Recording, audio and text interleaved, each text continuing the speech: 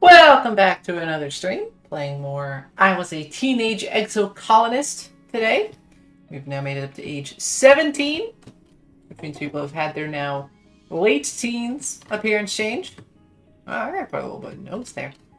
And I just love every single character's design. Everybody's just absolutely fucking amazing. They've all changed. They're all fantastic. Anyways, I'm trying to remember what the hell happened last time. Other than we aged up. What key events happened? I know we had our big romantic bit with Tang. We are now officially dating. Which I'm guessing is what the smitten was all about. We were getting closer to solving stuff outside. Oh, and the soldier people are now wanting to just go exterminate all the aliens. That's right. So we're trying to find some solution that stops that. So, dating someone else or still Tang? We're dating Tang.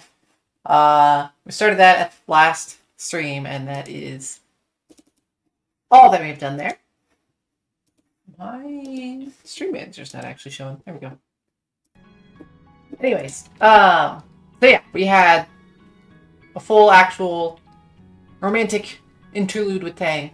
Not just the little stress-free or stress-releasing romp up on the roof, but actual going steady whole conversation and everything. And we had a lovely walk on the wall at night.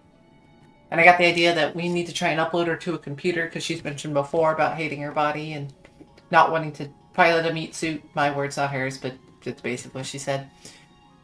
And we found that fucking computer array or whatever out in the alien place. So there's just something there. I just don't know how to connect point A to point B. Anyways, we now have 100% friendship with Tang, so there's not anything further. Relationship dating you! I love it. I love the excitement. We do not know what they dislike. We've only learned everything else. Also, apparently we're older. I hadn't ever paid that much attention to age, but there we are. Anyways, that would be for giving a gift. Oh, we finally have our reasoning high enough. I guess only because of the gear I have equipped, but that counts. Genius deduction. It's a 5 blue that's worth 10 in a blue challenge. There we go. How's the research coming? Tangent shrugs. Well enough, she concedes, but I confess I've actually hit something of a block. I'm sure the answer's right in front of me, but I can't grasp it. You take a look at her work. Immediately, you come to the conclusion that it's been just out of her reach. More friendship, more reasoning. Tang rubs her eyes. Oh, you are formidable, she says. I had been coming at it wrong the entire time. She taps a few notes into her holopalm and smiles. Thank you for being someone on this stupid rock I can trust and know what they're doing. Aw. An echo! Welcome in. Hydrate and stretch. You got it.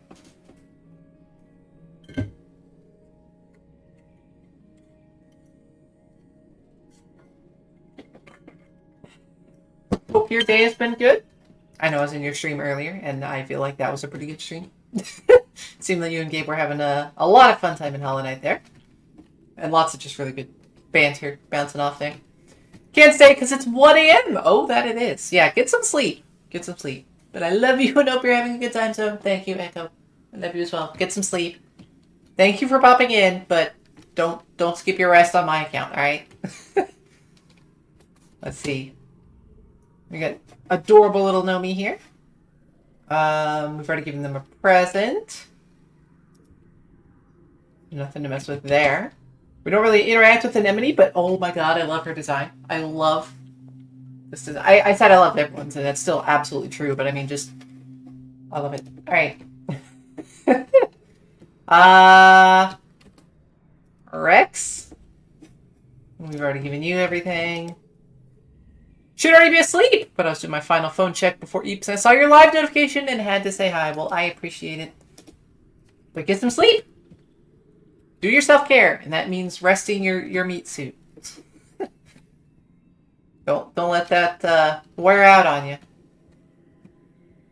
Anything hiding back here? No. Okay. Also, I have no idea as far as what I'm doing. I guess out on expedition is next, because we do have the open stress at the moment. Miss you, you're awesome, and I hope life is being kind to you. In some ways, and in other ways, it's not, but that just seems to be how life is, so. I am managing. In some things, they've been better than they have been before. But that doesn't mean that the other things aren't still a problem, right? So, yeah. It is what it is. Streaming helps when I can actually muster up the energy to get started. I always feel better after stream, but sometimes I can't even bring myself into doing that. Hello. Have we given you a gift? We've not. Have we figured out your birthday? We haven't. And you're still 16. So his birthday has got to be coming later. Right. I don't know. But either way, we got lots of strange devices, so we'll give you one of those. What's that other thing? Oh, that's the bravery thing. Yeah. I don't care. No one's out here. Well, we can get bonus skills. Bonus to social skills. What do we still need to raise? I'm not maxed on reasoning or organizing, so we got some more that we can learn there.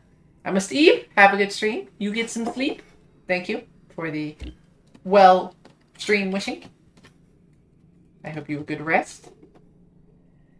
I don't know if I care about any of these, really. I guess we're very close to getting something on persuasion. We're like 3 points away, but I'm not going to bother focusing it.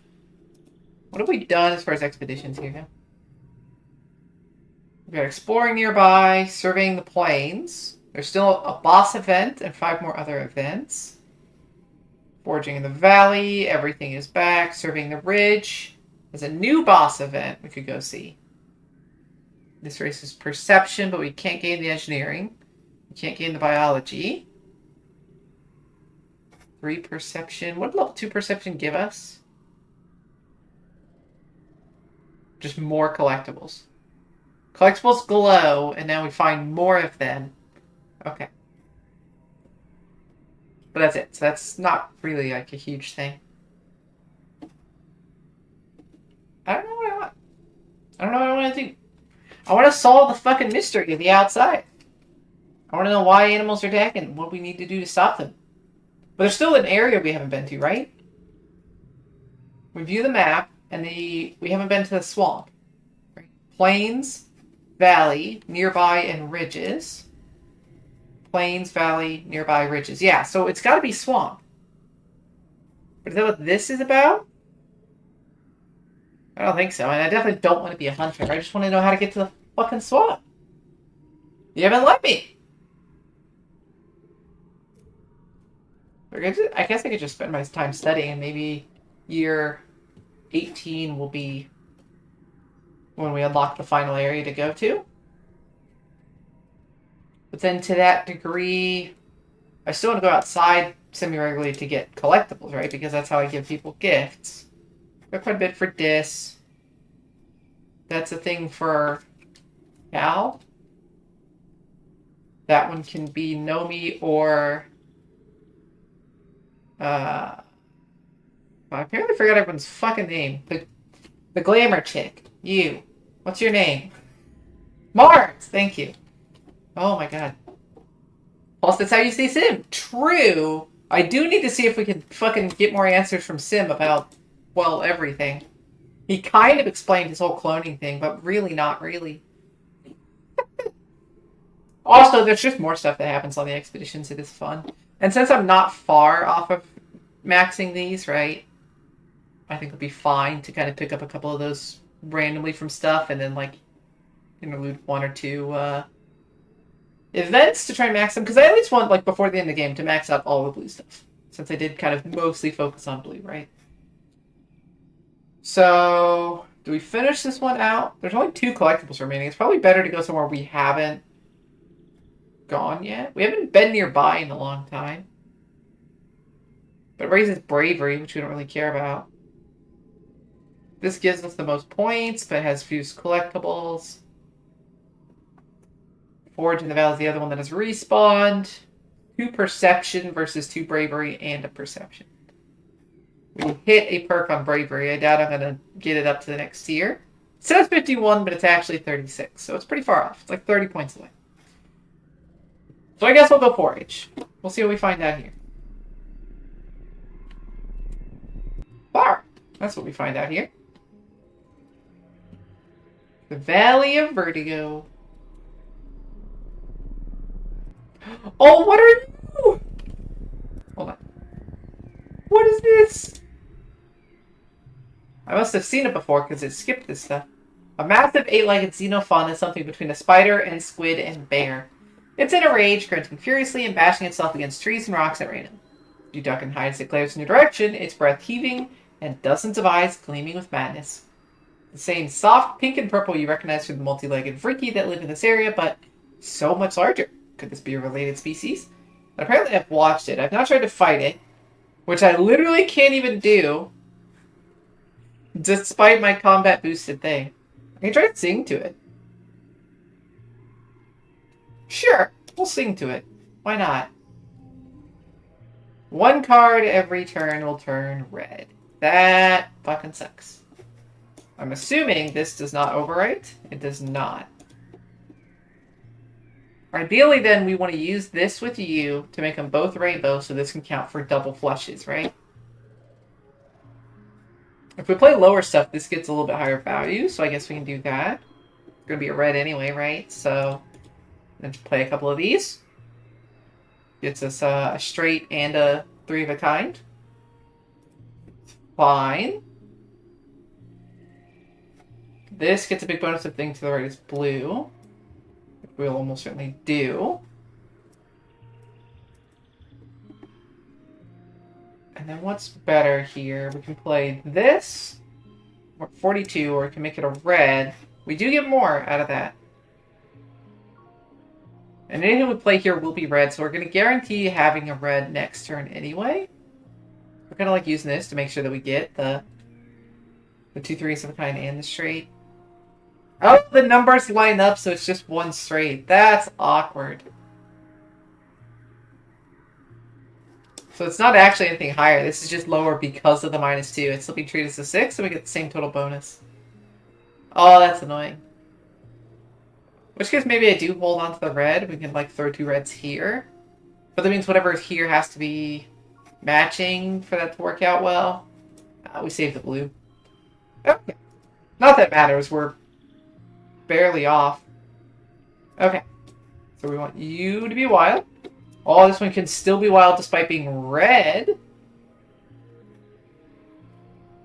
And then this is 4, this is 4. And I guess it really doesn't matter then, huh?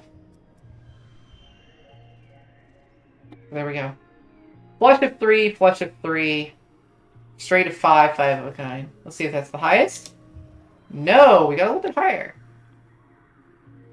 By just turning one of the blue ones red. I guess that makes sense. You just don't need this low tier crappy 0, huh? That's even higher. That went up to 60 instead of 58. Why is it 2 points higher, though? 1 higher base, and it boosts this gem. That's why. This one would be a 4, so it's equivalent. That's probably the highest we can get. Yes, it is. Cool. Cool animal skill. Even more animal. Oh, we got creativity. This is a strange approach, but you've seen it work in vids. Sometimes music can soothe the savage beast. You sing a lullaby, and the great beast looks at you with curiosity. Eventually, its eyes drift closed, and it settles down, tucking its many legs underneath it. Must have been very tired to begin with, like a toddler who skipped their nap. Kill it! No, no, no. Leave. +2 empathy. Cool. Alright, well, that was interesting. We just sing it to sleep and get some yellow skills. There's a rustle in the bushes. Catch a glimpse of a shadowy figure. Could it be a person? Follow it. We get some perception. We try and track it. Random card locked in one slot. Damn. That's not a great card. This is very heavy if it's the only blue, though. Of course follow it. How's that a question, right? Right? You're just like, we saw something in the bushes. Something ran away. That's weird. Moving on. This loses its bonus if it's not actually blue. Which means there's no point to using that. I'm trying to think if there's some way to like make this work, but I guess it's just we get a set of 3. I guess if we play something else, we can get 2 sets of 3. That's probably better. Okay. This is permanently locked in that slot, though. That's annoying. Okay. We got 2 gem cards that we can play with this.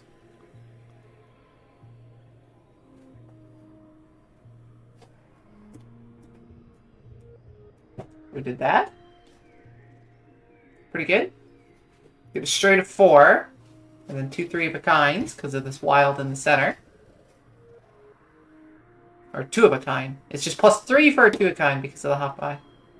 Okay. Seems fine. And then we have all of the cards. This one's the one to the right of it to be blue. Does that count if it's a rainbow?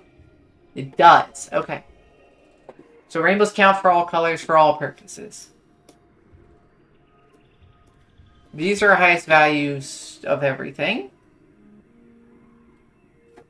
56 is pretty high.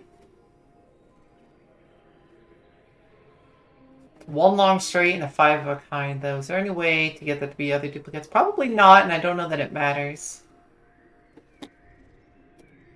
That was the highest. Alright. Okay. You're looking for a person, so it's a surprise when you come face to face with a weird-looking creature. It kind of looks like a person, a bit. More like a tree, really. Some relative of the bush bug, maybe? But more tentacles and slime. Like a tree oozing with goopy sap. With 2 legs. Yuck. It makes a sort of baroo noise at you as you back away. Okay. We found a slimy bipedal tree. This planet's weird. An absolutely enormous tree forms part of the path here. Its roots cut natural stairs into the path, and its magnificent canopy of large, flat leaves completely blocks out the sky. They arch overhead almost to the ground on the other side. Walking under it is like going through a tunnel. In the tunnel is dark and gloomy, unseasonably cool, and filled with the whispering of leaves. You get the sense that something is aware of your presence. Whisper back, walk under it, or climb up it. An enormous tree.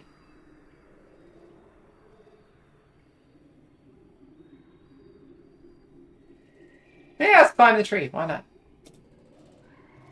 Also on perception. You climb up and onto one of the big flat leaves. Surprise, they can actually support your weight. Neat.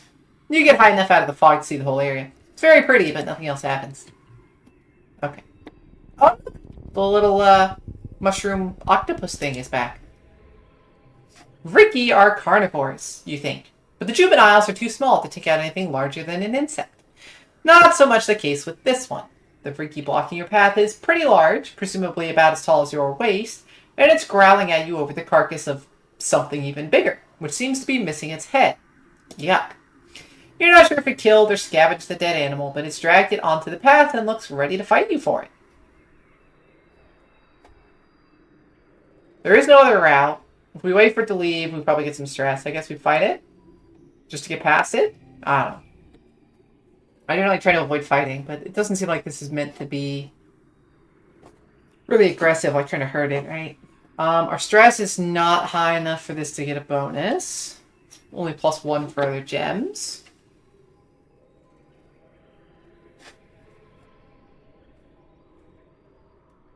We still generally want the blue in the middle, especially if we can set up straights or something, or we can just play several blues. Or we can do this, and then it counts for both a straight and a 3-of-a-kind. There's some other stuff to work later.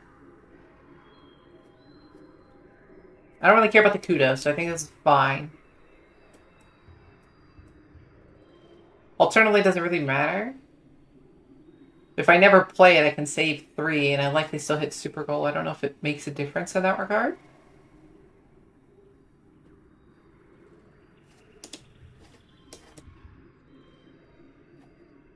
Yeah, we can probably hit super still.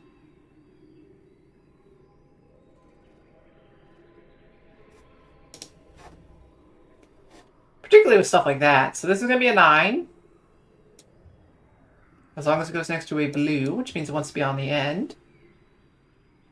This one becomes a 6. +2 to gem cards is probably too good not to use, right? And with 2 gem cards, this is a blue 5. which may be the best I can hit.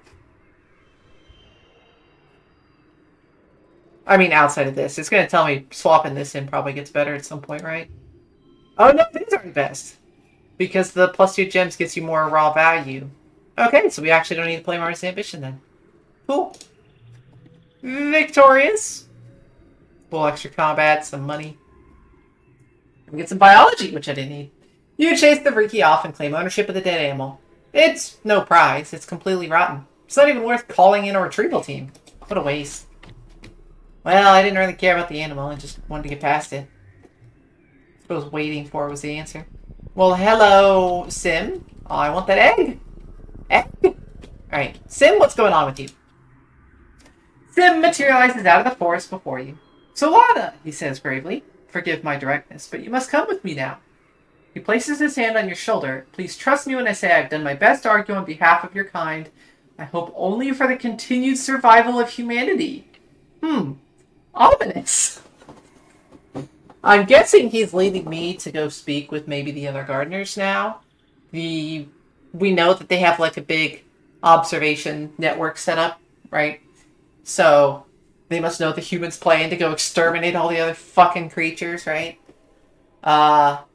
So it's decided that the humans are a blight on the planet and need to be exterminated. Which is hard to argue against, given the way they're acting. But, yeah, this cannot bode well. He crouches down to slide into a hidden opening under the roots of a tree. You follow, feeling strangely as if you're crawling into the belly of some animal. You emerge into a cave filled with the hum of strange machinery. A bank of ancient-looking control panels and a crystal tank of glowing liquid seem almost to have grown out of the natural rock. Mineral deposits from moisture trickling down the walls have reclaimed some of them. Sim leads you to a console. This is the array, he says, pressing what seem to be buttons.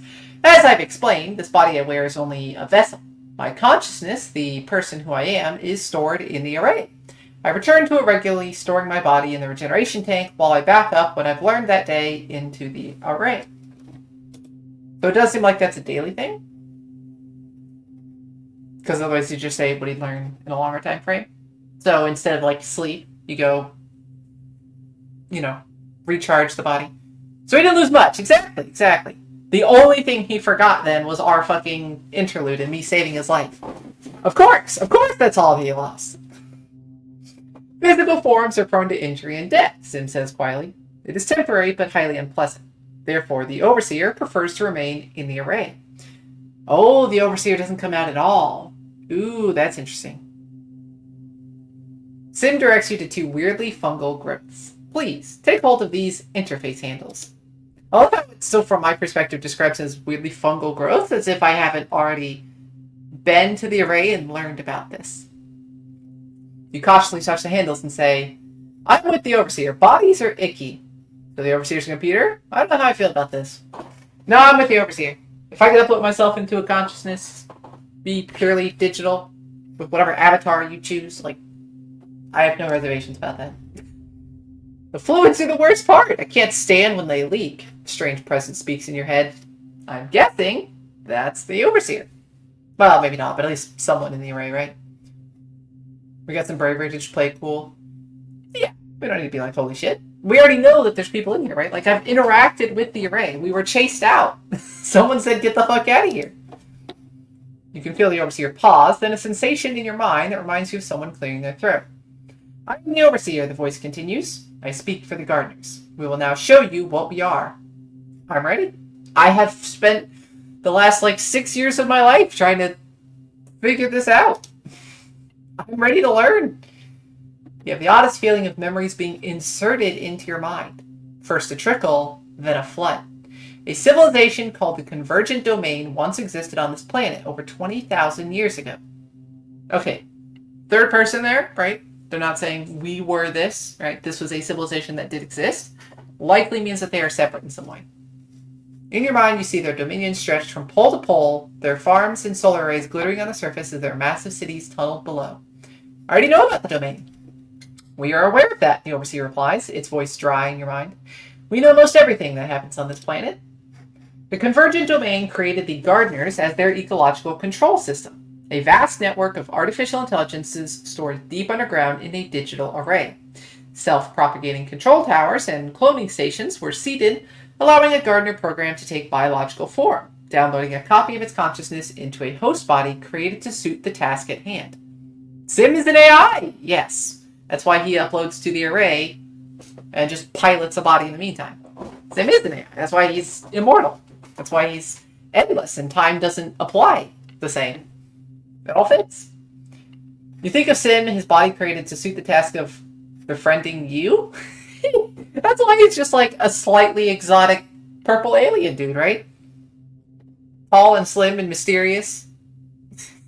Perfectly tailored to be a good friend. Yeah. Under the direction... It worked. It did work. I can't argue against that. Under the direction of the convergent domain, the gardeners controlled the weather, the acidity of the soil, the cultivated species in their farms, and the rapidly shrinking wild areas of the planet. The overseer doesn't quite sigh, but you get the impression it would. Over time, the domain nearly destroyed this planet.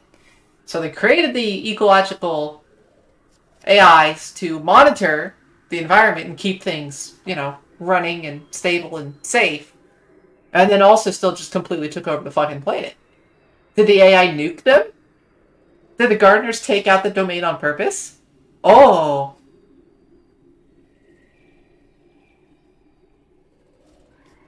Was it that they didn't respect nature or that there were simply too many of them? I think it's more a respecting nature thing. I don't think number of people is really a problem. I mean, it can be, right? It's more that it exacerbates a problem. A population boom does mean a lot more resource usage and waste output. But I do actually believe that the planet can support way more than you would expect if it's just all fully sustainable practices, right? Particularly if you've got a fucking AI to help direct the ecological side of things.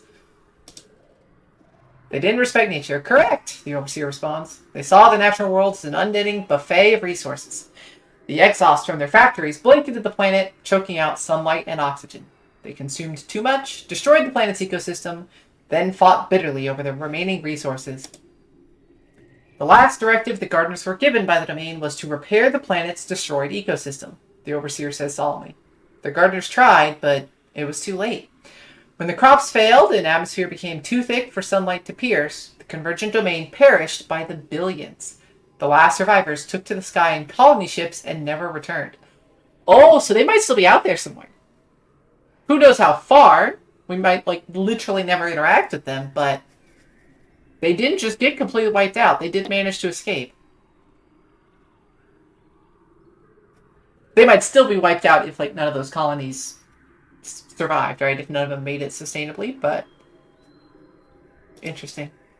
You try to imagine a tragedy on this scale, but it's just too enormous, too abstract to wrap your head around. No, I can fully wrap my head around this. Plenty of practice, I think. Maybe they went to Earth, and it all started over again. You know what? He did say 20,000 years ago.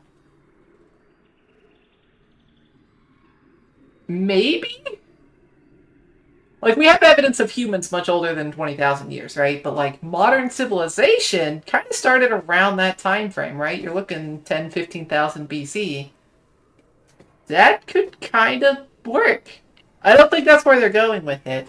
But I kind of like that theory. It's interesting, right?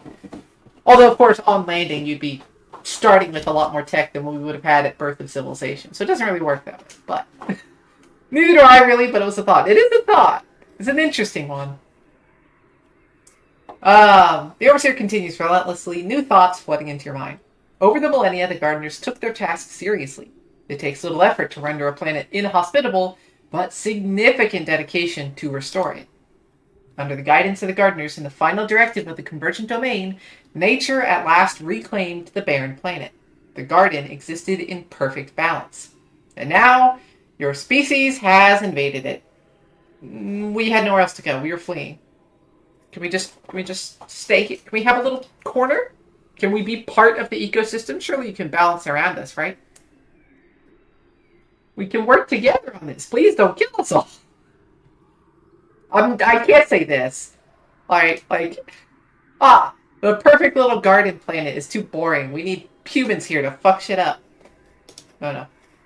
Your kind had the option to stay where they were, the Overseer replies, the tone of its thoughts darkening. Do you think we have empathy for the Convergent Domain who fled on colony ships? The ones who selfishly refused to give their bodies back to the planet they destroyed with their pride? You chose to come here, the Overseer continues, and you continue to stay here. You could instead choose to die. Is that really a choice? Generally, when people say we had no choice but to do X, the implication is, or the alternative is something tragic such as death, right? Like, when you say no choice, it's because it's not really a choice between one option that you may not necessarily be super happy about, and the other one's just lack of any choices ever again whatsoever, right? I want to see the reaction to that, but yeah, I wouldn't be able to say it. No. No. Not on this character, not on the first playthrough, not me being mostly me. On the kind of thing that if I was fully exploring the game and seeing every dialogue, yeah, at some point I want to see it and say it, right? But I gotta play the asshole, gung-ho soldier kid that might somehow still run into all of this. I don't even know. For all I know, you wouldn't see these events if you didn't play the empathetic explorer that I have, right? It's definitely playing a bit of an asshole character selection, just a bit. I don't know, like, it's between the different friends that you have and the other people around the colony, it kind of presents different sort of philosophical views on a lot of this, right? You have the we can live sustainably with nature kind of thing, right? Then you got the sort of human supremacy soldier shit of we have the right as intelligent beings to conquer this planet and rule it. Then you've got the sort of like via science and genetics and stuff we can kind of uplift and supersede our circumstances and master everything, right? Like there's different ways you can approach and different ways you can view the general problem of being on a planet and what does that look like, right? Not to mention everything outside of that, but just in this context, that alone, right? So I don't know that it necessarily needs to stretch to being an asshole character to say that option, right? The humans make it less boring here. But it depends on the interpretation of the line, right? You can say paradise is boring, humans, again, deserve the right to fuck that everything up. But it could also just be a sort of like, what is the purpose of something that never changes, right? What's the purpose of a perfectly balanced little garden world if it's just exactly the same 50,000 years from now as it was just now? Because you keep everything within the exact same parameters and it never evolves, it never changes, right? Don't know if that's necessarily the idea of the implication, but humans bring chaos. And so that can be interesting, and that could be what makes life worth living, and whatever. So I'm trying to put a positive spin on that line, but it's very possible that the game doesn't expect you to want to say it that way, and that's not what the answer will be regardless, right? Anyways, some Vertumnan species have a technique of future sight, which the gardeners harness to catch glimpses into the web of timelines. We see that you possess this technique too, alone in your kind. Yeah, can you help me understand that? Because no one has, and no one believes I have it either. We have foreseen that humans pose a great danger to this planet. You are a monoculture, an invasive species. You throw our hard-won balance in disarray. Since arriving, you have shown nothing but a willingness to consume the planet's resources and replace them with more humans. We didn't even know you're here. We have as much a right to live as anything. I'm sorry we ever landed. We didn't know you were here. I mean, I did. No one else does. No one else believes you exist. You tell the Overseer that your parents didn't know. They told you long-range scans said the planet was unpopulated. You get the impression the Overseer is scoffing at you. Is this an argument in your favor? That you would feel guiltless in destroying Vertumna's natural habitat if there were no sentient species to claim ownership of it? The gardeners do not own the planet, the Overseer tells you. We are the planet. Most gardeners would prefer to stamp you humans out like encroaching weeds, the Overseer says without malice. Indeed, we have tried, using ecologically compliant organic methods. We are impressed at your tenacity to withstand these eradication procedures. The yearly attacks, the famine, the pollen, not random natural occurrences at all, but gardeners' tactics to encourage the eradication of pests. But symbiosis speaks in defense of your kind, the Overseer continues, and took effort to convince us that you were sentient and capable of communication. Did they really not think we were at all? It took effort to convince them that we're sentient? Sim obviously, like, knows our language. The very first time that we interacted, outside of him, being shady and saving me from certain death at least 4 times, he was speaking English. Or common, or whatever the fuck we speak in this context, right? So, they must have been able to understand, must have been able to translate. My webcam just got utterly askewed there. And so, like, if you could understand the species communication, that kind of already answers your question of, are they sentient and capable of communication? Did Sin do all of this work to understand it himself and then not bring it up before now? Or he tried to bring it up and no one believed him? Being like, look, I can understand what they're saying. Here's the translation. It's just like, nah, you're making shit up. You present us with a quandary. You come from the stars, refugees of a catastrophe of your own design, one that you are intent to recreate here, on a planet which still bears the scars of the last time it was used carelessly. So we ask, what are we to do with you? Screw you, we do what we want. Your right to destroy us. Humans can change. Help us! Thank you. Exactly. Just because humans, as a collective species, fucked up one planet and came here, right, doesn't mean that we're doomed and guaranteed to do it again. Particularly with fucking advanced AI that know everything about the nature and can help us shift culturally, right? Like, you've made your perfect little balanced garden world. Why can't humans be one of the species that's in that, right? Do you really think there's something inherent to human nature that says we have to be exploitative and destructive? Some people probably do, but I certainly don't. Help us change. So we teach your kind to be stewards of nature, the overseer replies. Perhaps your children take up the mantle as well, and their children. But soon you are dead, as are your children's children. Generations pass. No one alive remembers the time the gardeners came to the humans and taught them the proper ways to live. And now there are too many of you to teach, and your behavior too entrenched. What then? Genocide? Why do you say this as if it's a foregone conclusion? Why do you think people are going to forget the gardeners and their intervention when you are still here on this planet? Maintain active communication with the people. And as far as, like, now suddenly that there's too many of you, why do you again assume that the population must bloom to an absolutely uncontrollable level? Part of the teaching sustainability and reaching some symbiosis with the planet would mean reasonable population control, right? So, it says I have no answer, but I actually fucking do. I have an answer. I have more things I want to say. There is silence in your head, and you only hear the sound of water trickling down the cave walls and the gentle hum of the machines. Eventually, the overseer speaks in your mind one last time. For now, you may leave freely. We will consider this quandary, and we will be monitoring you and the other humans. That's a hell of a card. Red 12. Fucking hell. You feel a strange pull at your consciousness as you remove your hands from the interface. There you have it, Sin murmurs. That is my boss. I'm terrified. Boss needs to get out more. Glib and sassy, or a little terrified? I am kind of terrified. He seems pretty hell-bent on getting humans out of here. Obviously has the means to make that happen. Right? We're talking to fucking super AI with technology far beyond what we have and has had that for tens of thousands of years. Yeah, I'm terrified for the fate of humanity if we can't reach a diplomatic solution here. Sim nods sadly. That is the correct response. That's why I wanted you to know the truth. He walks over and runs his hand over the consoles. And now you know how to connect to the array, he says quietly.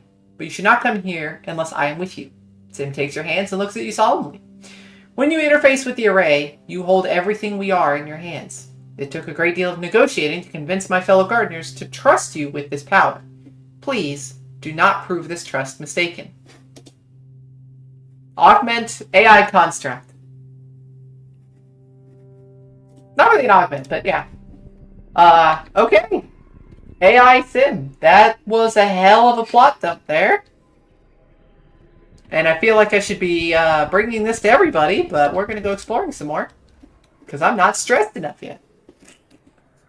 You come across not just one Vriki, but a whole swarm of them. Mostly just baby ones, about the size of your head. They're all amassed around a massive tree, scurrying up and down the trunk. When you can see the tree itself under the swarm, you notice it's the same pale pink as the baby Riki. Its tentacle-like roots meander a fairly large distance before plunging into the ground. When the Riki see you approach, they get agitated, and they look hungry. Definitely hungry. Like dozens of hungry, grapefruit-sized, furry pink spiders. The stuff of nightmares. Maybe they aren't so bad? I mean, how bad can like a grapefruit-sized spider really be, right? Like I know there's a swarm of them, right? But they can't really like eat me? So unless they're like hypervenomous, the way spiders can be, that would actually make that threatening, right? I don't actually fight them. We're gonna be brave. We're gonna be brave. You walk up to the tree and put your hand on it. The baby Riki swarm around the tree trunk, very upset with you, but they calm down when they see you aren't doing anything. There's an unmistakable thrum of life under your hand, not just from the proximity of the baby Riki, but from the tree itself. It's warm and leathery, and you can feel something like a pulse. It's alive?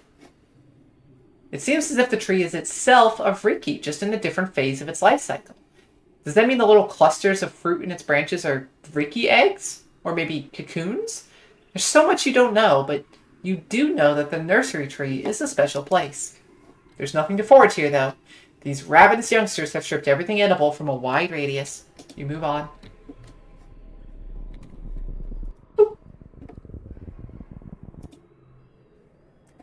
Come out of the trees to a large grassy clearing. In the middle is a pedestal. There's a massive egg. I've tried taking it. What happens if we just leave it? The event just disappears. I should have taken it. Alright. But at least now I can say I've seen that, right? I did see what's-her-face up there. I'm just seeing if there's anything more out this way. One event gets us to a blue bobber thing. Let's go talk to Utopia first. Also, is this a side path? This is a side path. Oh, look at it! See, this is why you explore. Alright. The paths are narrow and in constant need of repair. There's a team working here trying to repair where one of the jelly arches has collapsed and covered the path in 30 centimeters of sticky goop. 12 inches for those Freedom Unit users. Utopia waves you over. Hey, Solana, can you give us a hand? We can't get vehicles through here until this is cleared, and it's going to take all day. You might have a better plan using biology. I don't know what the plan is, but let's figure it out. One thing will turn blue. Okay? Look at all my freaking nines. Trivia champion. Radioactive plant. I have to play 2 non-blues with this to get the bonus. It can't form a straight, but it forms 2 pairs. But I can't get the bonus on it basically any later round, so I'm just going to go ahead and play. Well, then I have to play Mars, though. And I can almost certainly hit the super goal without that, so I think I just don't care about this. Save the gems. Just play 3 blues.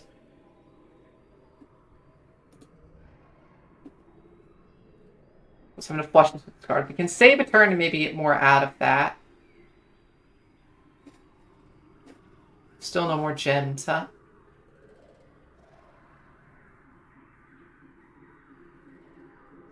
We have 1 blue in the middle with 6, 7, 7. No, I'm wanting to outplay this, right? So never mind. Okay. So that's useless. This is never going to be the highest value, right? We have too many high value things. We've already completed the goal. I haven't even finished placing for the second round here. Can we super goal on round 2? Oh my god, we can! I'm gonna super goal in 2 out of 3 turns. Oh, that's absurd. This is a blue challenge, so this one's worth 11. So I'd rather just be playing that anyway. 5, 7, 4. I don't know. Play some stuff. 65? We can hit 66. I don't want to play Mars, though. That's intentional, okay? Why did you throw a 1 in here, anyway? Wait, how is this higher? 66, 65. I guess because it gets the 1 higher base, 7 versus 6, yeah. But then, like, this clearly isn't the best you can do. You can just swap that out. Okay. Ah, 69. Perfect. That's nice. Oh, it is the highest. That's a lie. I saw 70. While sitting there playing with those, I saw a 70. Okay, whatever. More biology and some kudos. You've seen this stuff desiccate in low humidity, like in dust. You throw powdered desiccant over it and let physics do its work. It's easier to plow through a bunch of plumped up granules of desiccant gel than it is to shovel all the slimy muck. You save a few hours. Nice.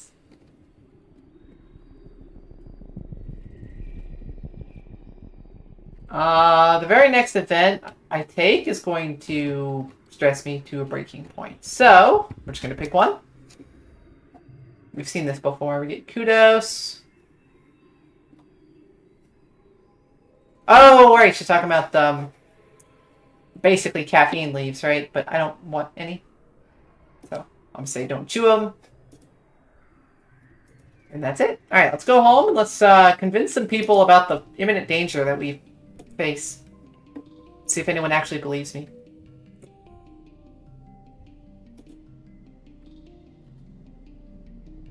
Oh, flower.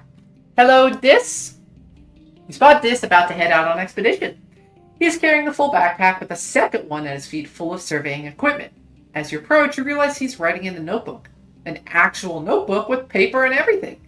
Braced on his knee with one foot on his equipment. He looks up as you approach and closes his notebook, slipping it into the jacket pocket over his heart. Oh, hey, Solana, he says, and tucks the pen behind his ear. Are you coming too? That's cool. Maybe we'll be posted near each other. What are we writing? Just stuff, Dis says dismissively.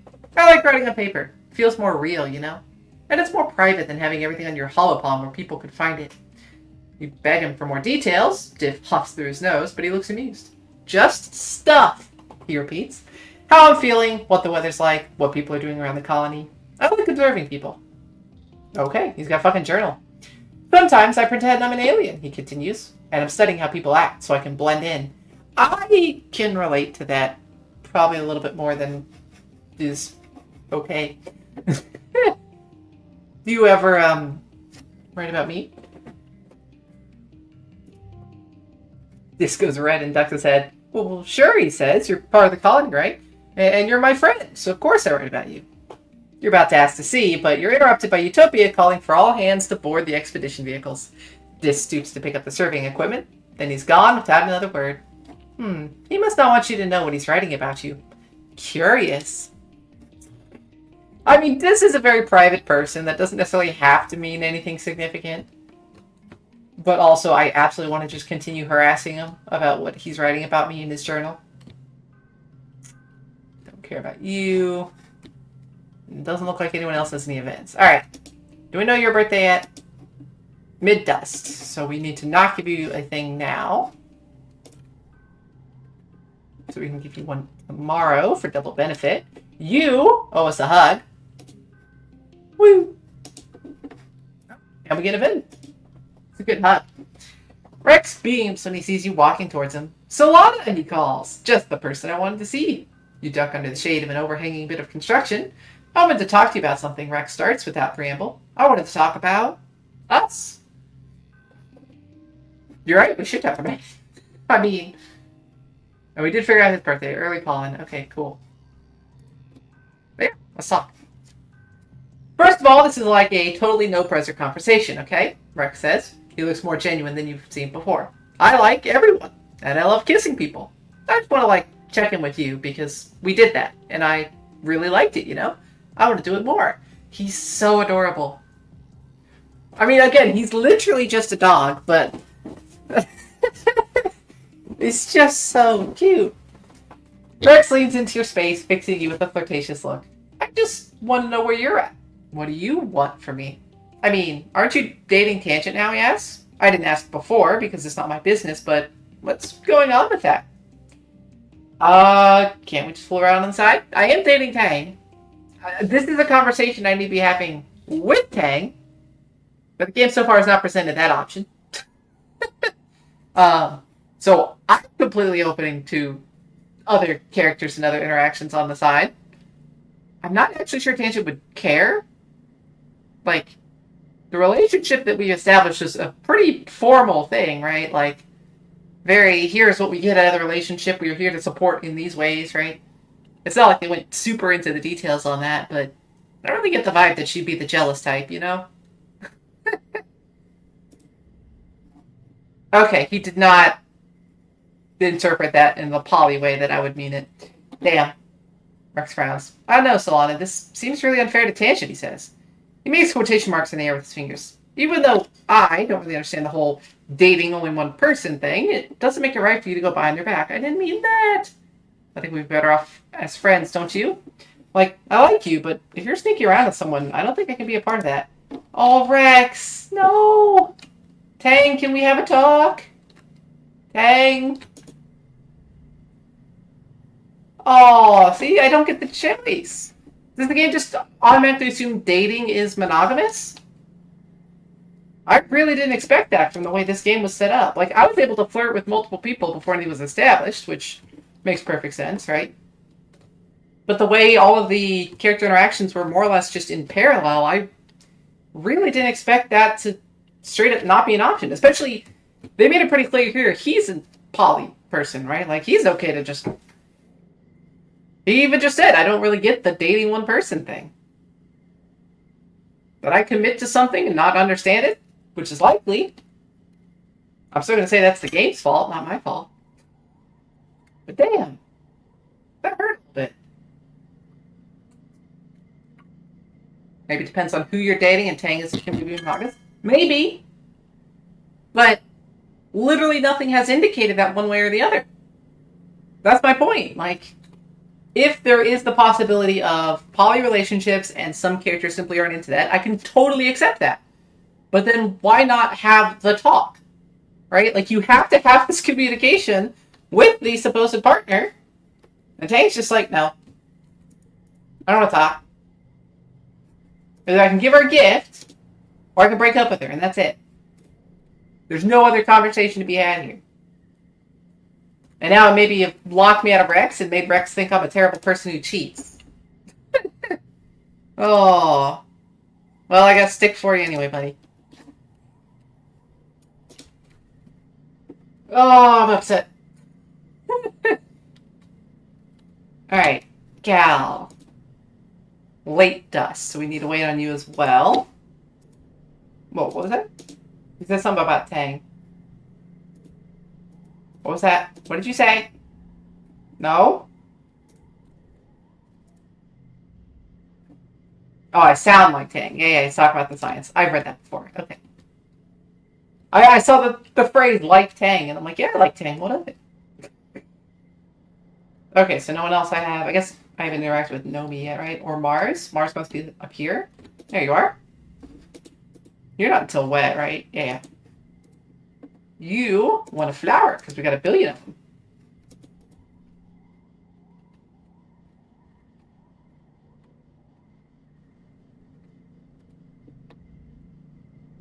Got a present for you. Crystal. Woo. We figured you out. Oh, I was waiting on you. Fuck. Fucked up. Damn. Alright. You're walking through the colony when you see a blur of color in motion at the corner of your vision. Ah, thank you for the extra stress. Nomi collides with you in a catastrophe of failing limbs and high-pitched squealing, sending you both sprawling to the ground. Oh my gosh, Nomi exclaims. They immediately get to their hands and knees and begin to collect the papers that had exploded out of their hands when they fell. I'm so sorry. Sometimes my brain is off doing its own thing, and I don't want to watch where I'm going. Ah, they exclaim, dusting off their piece of toast and shoving it back in their mouth. Gotta eat breakfast, even when you're late. Just 5-second rule, right? Just wipe the dirt off of your toast and eat it. It's fine. Handsman isn't super chilly, yeah? I'm not gonna be mean. Maybe making a joke about it seems fine. Don't even worry about it. Seems fine. I'm kind of curious what their enhancement is. Maybe this will make them tell me. Oh, okay. Fair. I did acknowledge that could be a little mean, and clicked it anyway. Nomi pauses in their frantic attempts to recover. Oh, they reply, looking at you with big eyes. That's a complicated subject. Nomi gets to their feet and offers you a hand up, then brushes the dust off you.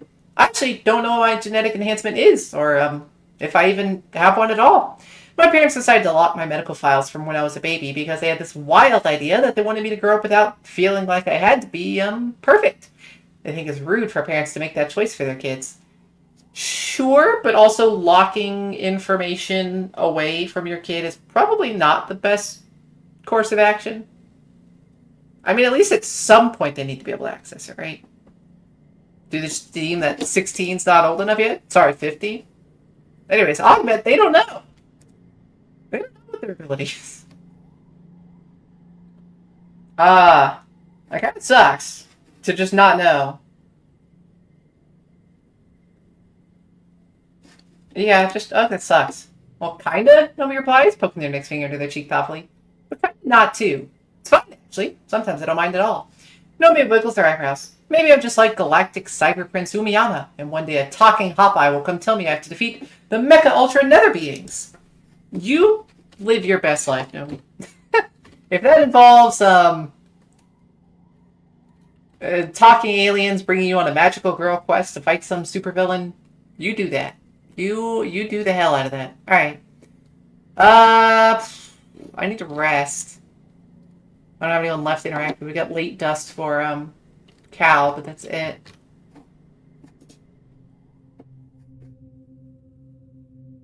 Also in friendship with Rex. Good. It'll make up a little bit for what we just had. Take the month off. Get rid of the low red here. This year's Vertumnalia is ushered in with a big military band. Blech. Horns and drums supplemented by recordings of parade music from Earth. Governor Lum strides out of command on a grand red carpet, bleh, ascends the stage to raucous applause. Thank you, everyone, he calls out over the din. Look at you, look at this colony, finally truly united. All it took was a common enemy. Fuck you! Fuck this fascist shit. Oh, look at you beautiful people, you strong people, you good human people. And I see a fire in your eyes. I see courage in your hearts. I see a colony that's ready to win. I see a colony that's here to stay, Vertumna. Do you hear me? He raises his arms and roars. Do you hear me, Vertumna? We humans aren't gonna hide anymore. Not exactly united. No, I don't know how much of the total population is like behind him, but at least there's some dissenting, right? We've seen probably half of the teens at least. Can we escape from reality into the game? Yeah. Yeah, all it takes to unite people is a common enemy. AKA a scapegoat. Long gestures for Security Chief Rhett to join him on stage, then continues. The original fugitive colonists got it wrong. In Roman mythology, Vertumnus was the god of cultivation, not of rampant chaotic growth. He clenches his hand into a fist. We need to clear the field before we can plow it. Vertumna won't be safe for human life until the aliens are eradicated. Yeah, so he wants to completely exterminate the entire planet to make room for farms. Red crosses his arms and nods his agreement. Maybe there's more to this plan that Lum is letting on.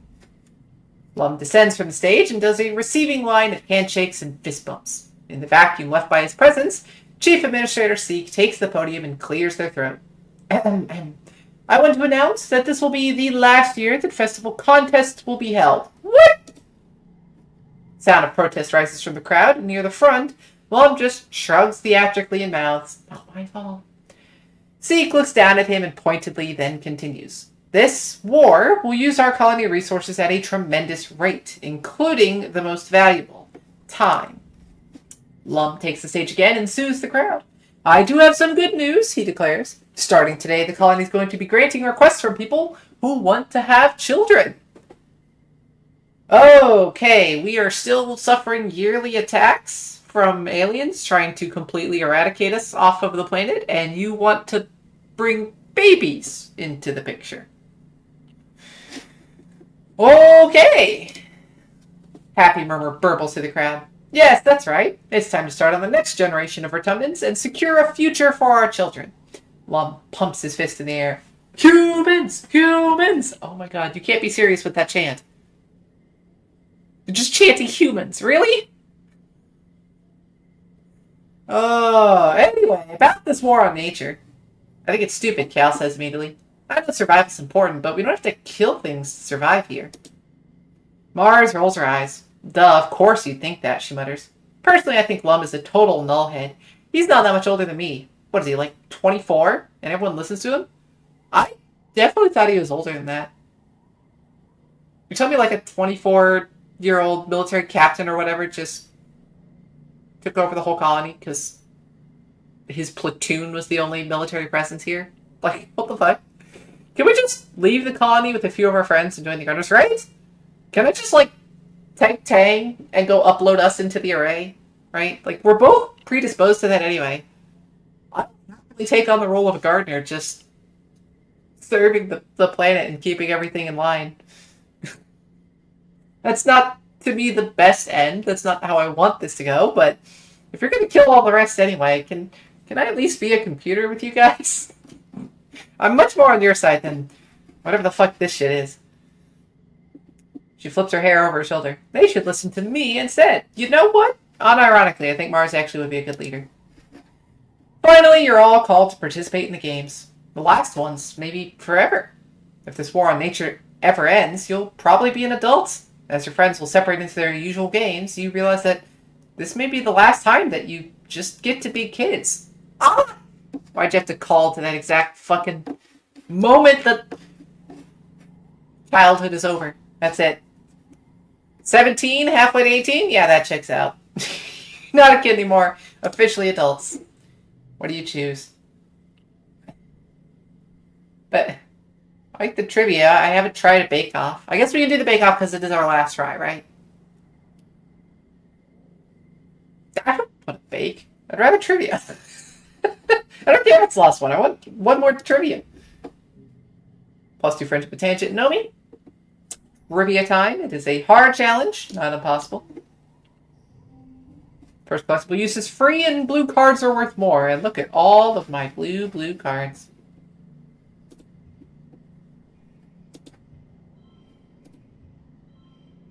Sure. We'll try and play gem cards together. Oh, this is a gem card.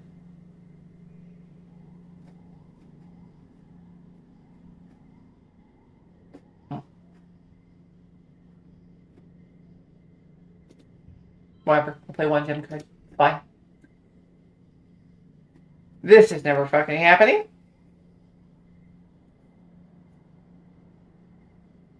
I get 3 gems with you. I can get 4 next turn if I'm going to play this, but I might draw some high cards I don't necessarily want to do that with, right?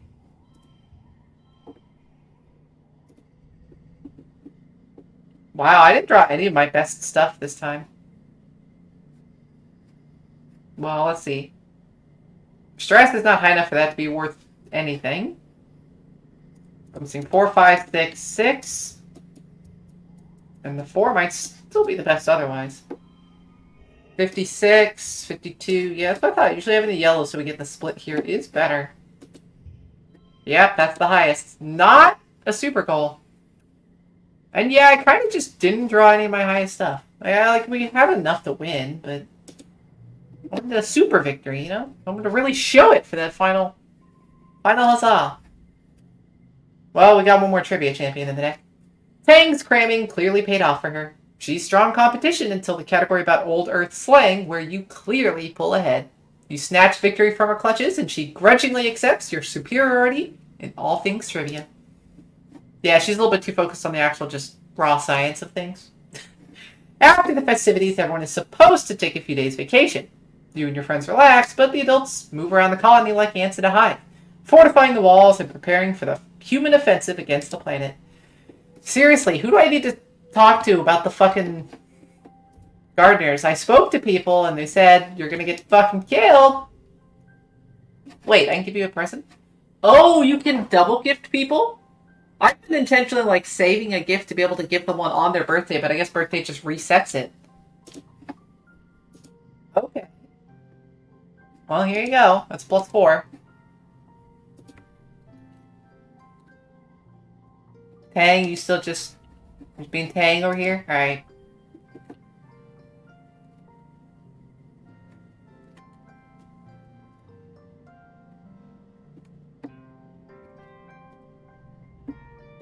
figured out your thing? We've not. You're still 16.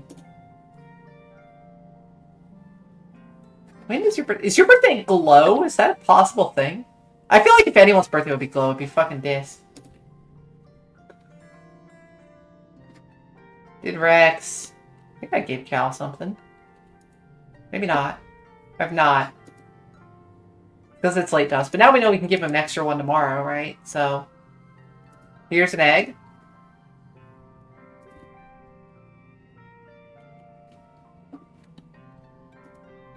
For you we would have. So that's all. We're ready to go exploring more. Do I need to be checking administration stuff? Maybe there's someone I can apply to work in construction.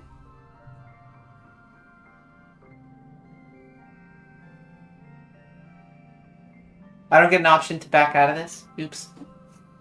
I thought this was like unlock a new job, not spend the month working it, right? Because normally if it's a, here's how you're going to spend the month working, it tells you what you're getting and stuff, right?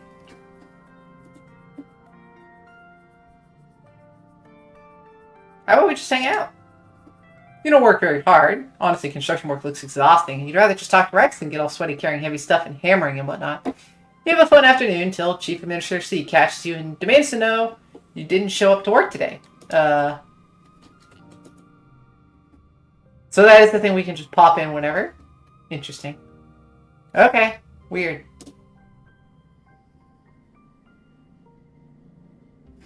You don't really care about any of these. Do I need a cake for Cal's birthday? Probably. I don't have that many things, so I might need to save it. We at least have an egg to give him tomorrow, which is good enough. Gain some organizing. Gain organizing and persuasion, which we are close to. That could be worthwhile. Because that could bump us over. But yeah, I guess I can't speak to anyone about the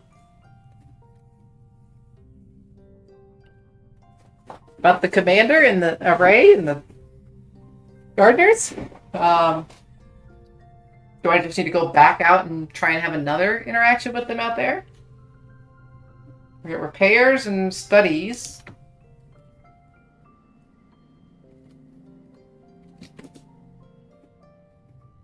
Kitchens or instrument. I checked here, but I just realized there is a notice board. We got good food, orange security. Green for Tumna now! Says Governor Lum. What? Petitions to remove contraceptive implants are under review. Thank you for your patience. To protect for Tumna, join the colony defense or a hunting party. Yeah, okay. But yeah, I guess I can't really do anything here. Shovel dirt.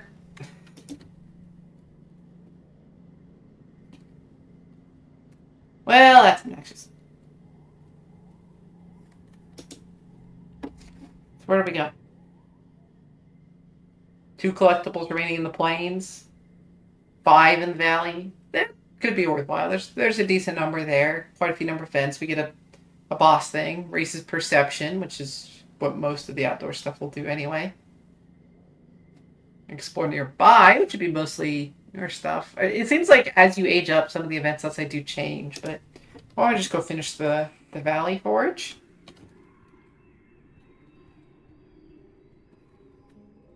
Really, I just want to unlock the fucking swamp, though. It's kind of feeling like I'm almost getting to just a waiting game. We can see Sim has no event.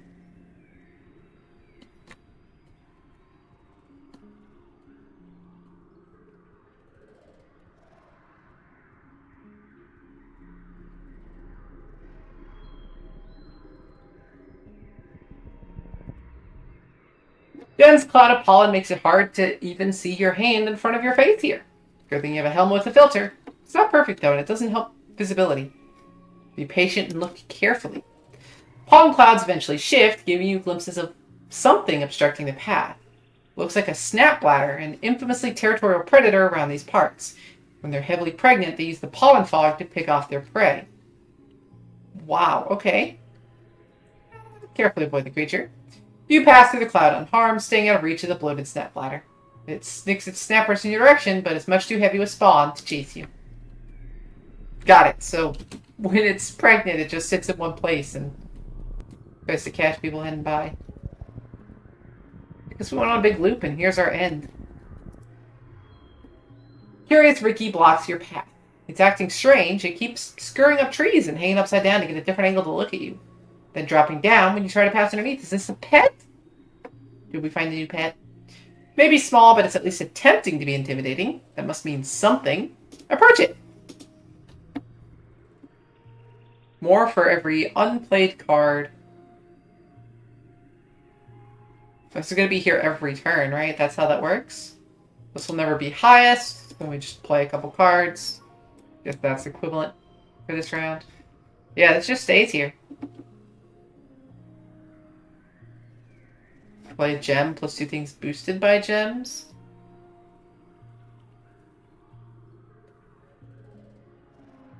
Yeah, fine.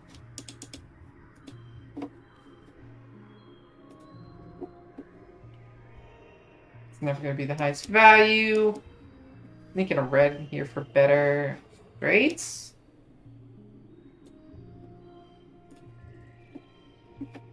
$63. Already the highest.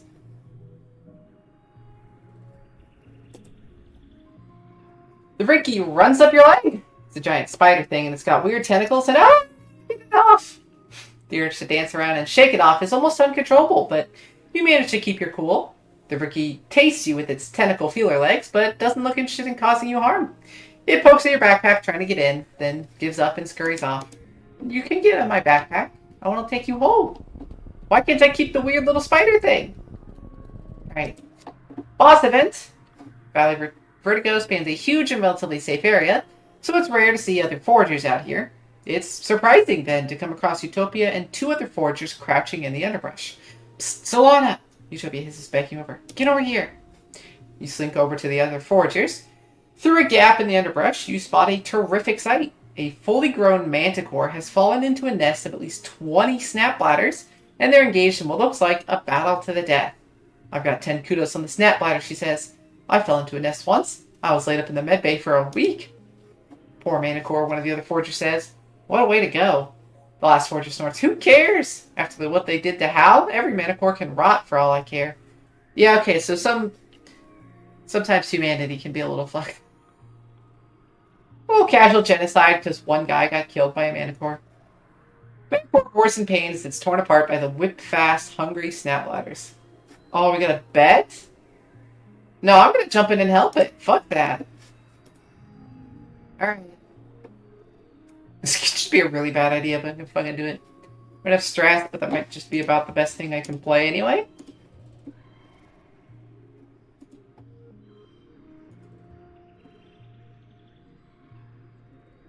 Sure. That one we actually can be highest value in this case. Not with you though, right? If I play 2 other cards and it would tie, right? We're gonna hold on to you to get you. This can be played next turn, presumably.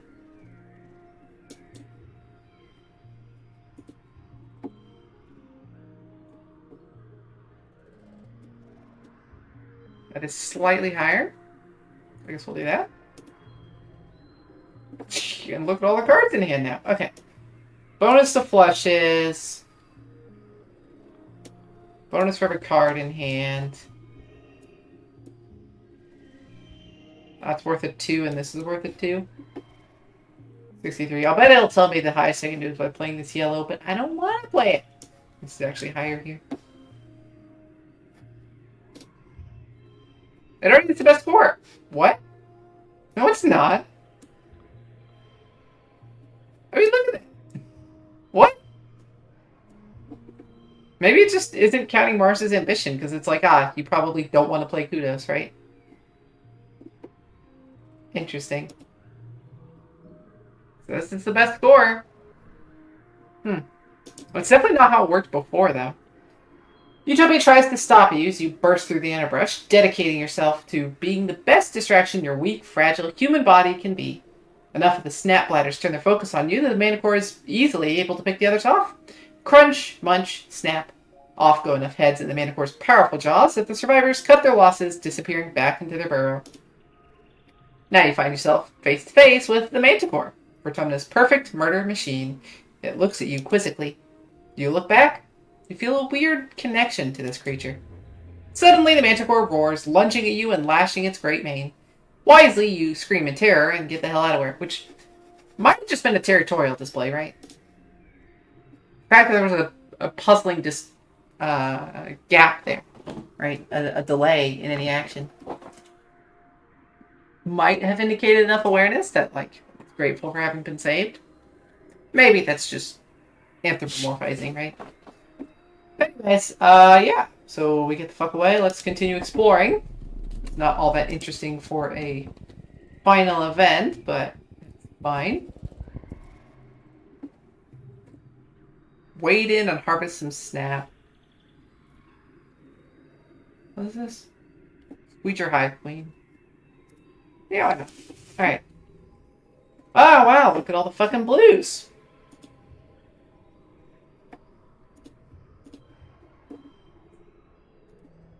And the sad card. Get that out of here. I don't want to look at that. Stop it. Get that away from me.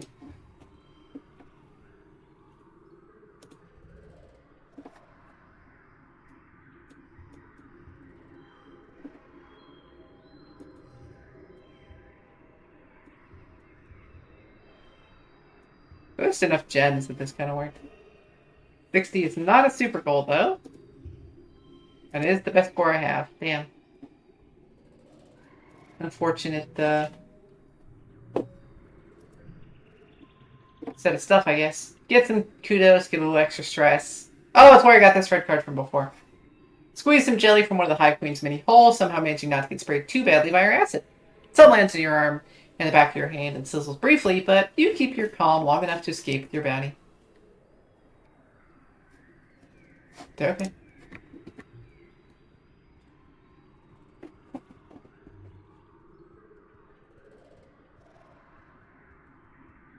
I know there's got to be more events around here.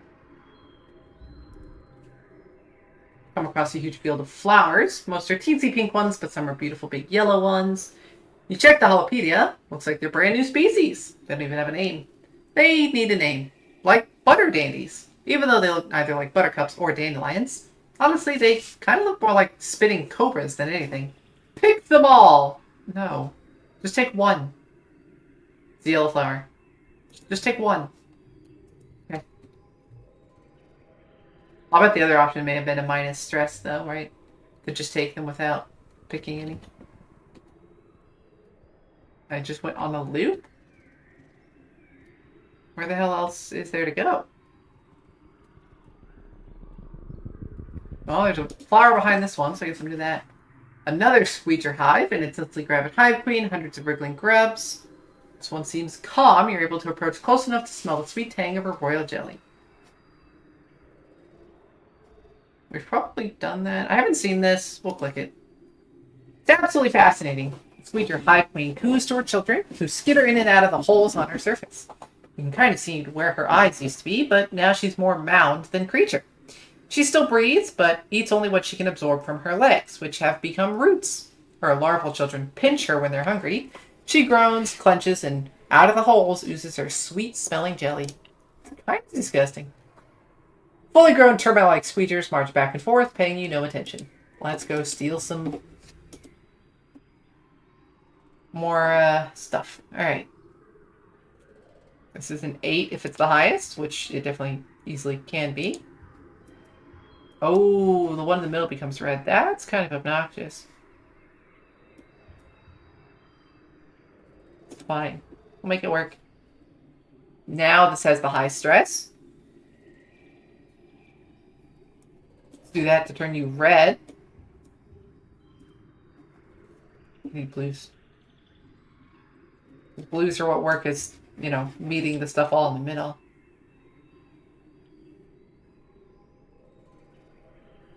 I should play one without that anyway?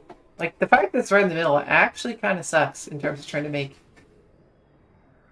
straights and stuff like that, right?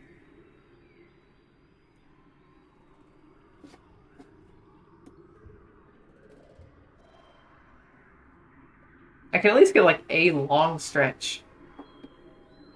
with more to work with, right? So I think it'll be better off if I save for next turn to get as many blues in.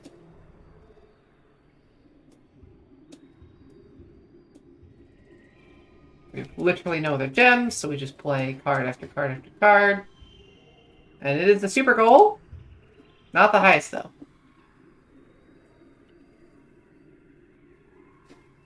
Just wanting to make sure that we get that wild in the center technically makes it worth a little bit more. Alright, fine.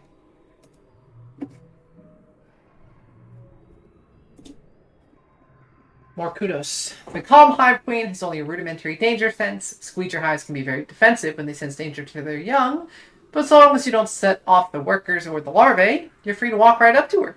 Gently avoid hurting any of the babies as you scrape her copious honey into a collector.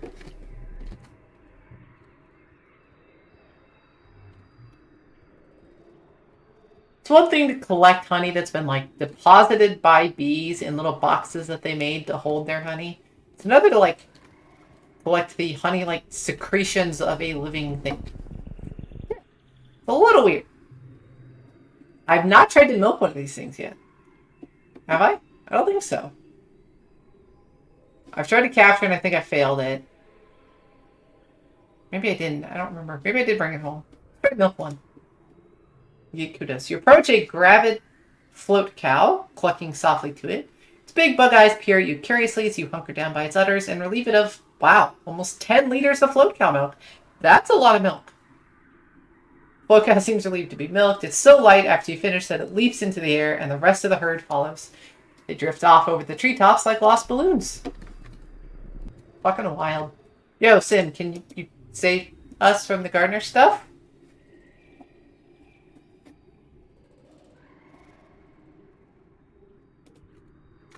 No. He will not take us to the gardeners. Did I run completely out of events? I may have.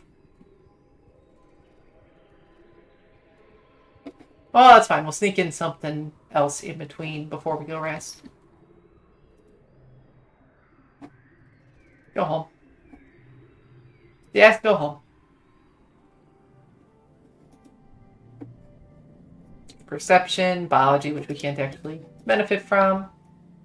Feels like expeditions are a lot less beneficial now just because I can't get most of the points from it that I could before. But, I don't know. We got birthday present for.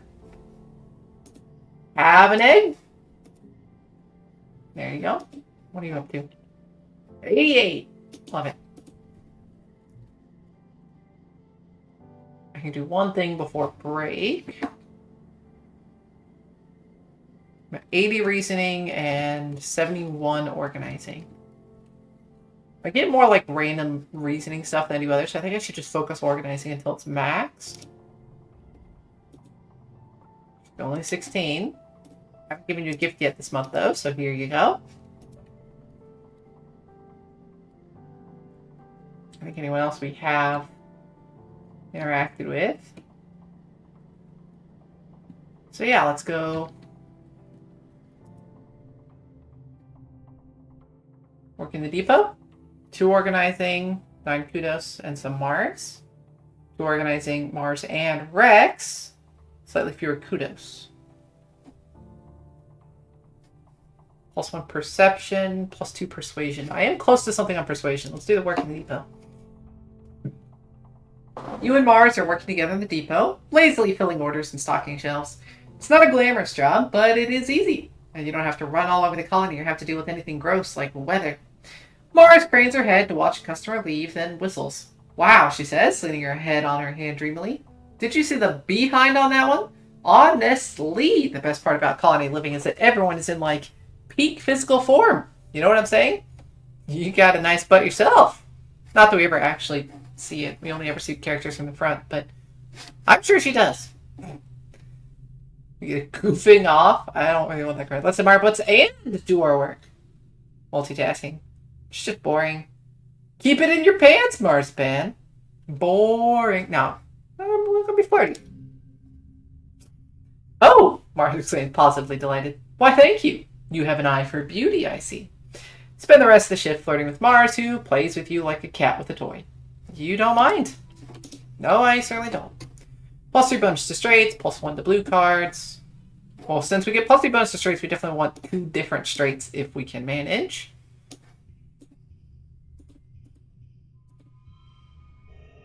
Look at that. 75. Already the highest score. Nailed it. Score 75 in a single hand. That was an achievement. +4 organizing, +2 persuasion. Why do the kudos? A little bit of stress. But now we're going to be too stressed and we're going to stop, right? Yeah. Now it is early wet. Oh, Mars disappeared. She down here. Find Mars going through old holo photos from when you were all kids aboard the Stratospheric. She gives you a sad little smile and passes the couch next to her. Come look through photos with me, she says. I forgot about some of these. Mars brings up a picture of Anemone and Cal from when they were probably 4 or 5 years old. I'm pretty sure that's what they look like at 10, but okay. They're both stripped down to just their pants and have painted monster faces on their chests and are standing on top of the table in the creche, waving swords above their heads. You remember that table being a fort, a pirate ship, a haunted house, and a jungle cave, depending on the day. Look at them, Mars says, smiling. They used to be the best of friends, right? Whenever you saw one, the other was always tagging along behind them. Yeah, then she grew up to want to kill things, and he did not. She sighs. So weird that they, never talk to each other anymore. I mean, I get it, and Emily got all weird about being a soldier after her brother died, and Cal really doubled down on the whole hippie aesthetic. She never should have joined those Helios. Mars hums non-committally and goes to the next image. Tammy's gentle face smiles back at you. She's in the ship's galley, learning how to make soy sweets from Aunt Antecedent. She's wearing an apron, but almost all of her is covered in different colored powders used for flavoring and coloring the sweets. Even the tips of her pointed ears are dusted with it. Oh, look at this one. I know it's been years, but I still can't believe she just died like that, she says sadly. It was so senseless. She was the first, but she wasn't the last. At least she didn't have to see all this death and destruction. She was too kind a soul for that. I didn't know her that well, honestly. I didn't have a chance to get attached to her. Mars taps through some more photos, pursing her lips. I swear there's at least one picture of Dis in here, she mutters. Takes almost a minute, but she finally finds one. Tang and Dis's joint 5th birthday party, complete with matching soy cakes. Their mother, Besk, is just out of frame. A drink in her hands. Oh, this was before Dis got all weird about his birthday. I still have no idea what happened there. I mean, who doesn't like birthdays? It's weird to see them so happy together, she continues. I can't remember the last time I saw either of them really smile like that. Mars sighs. And now Tang spends all her time cooped up in engineering, and Dis spends more time outside the colony than he spends in it. It's just so sad.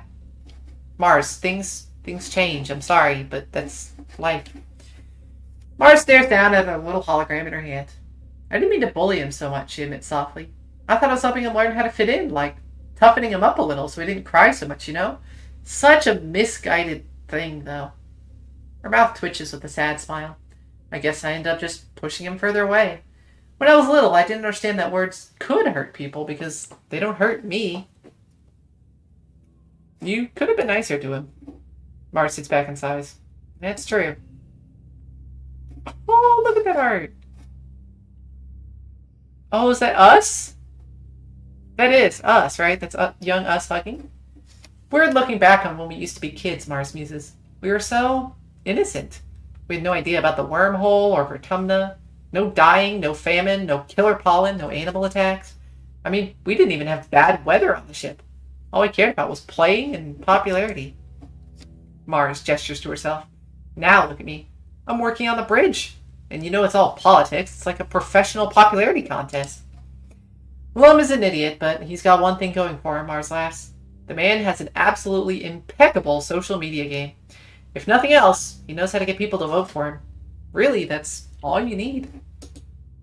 Mars leans over and rests her head on your shoulder. Her hair smells like jasmine. Thank you for going through these pictures with me, she says quietly. I try to keep my eyes on the future, but sometimes it's nice to remember where you came from. That was so sweet.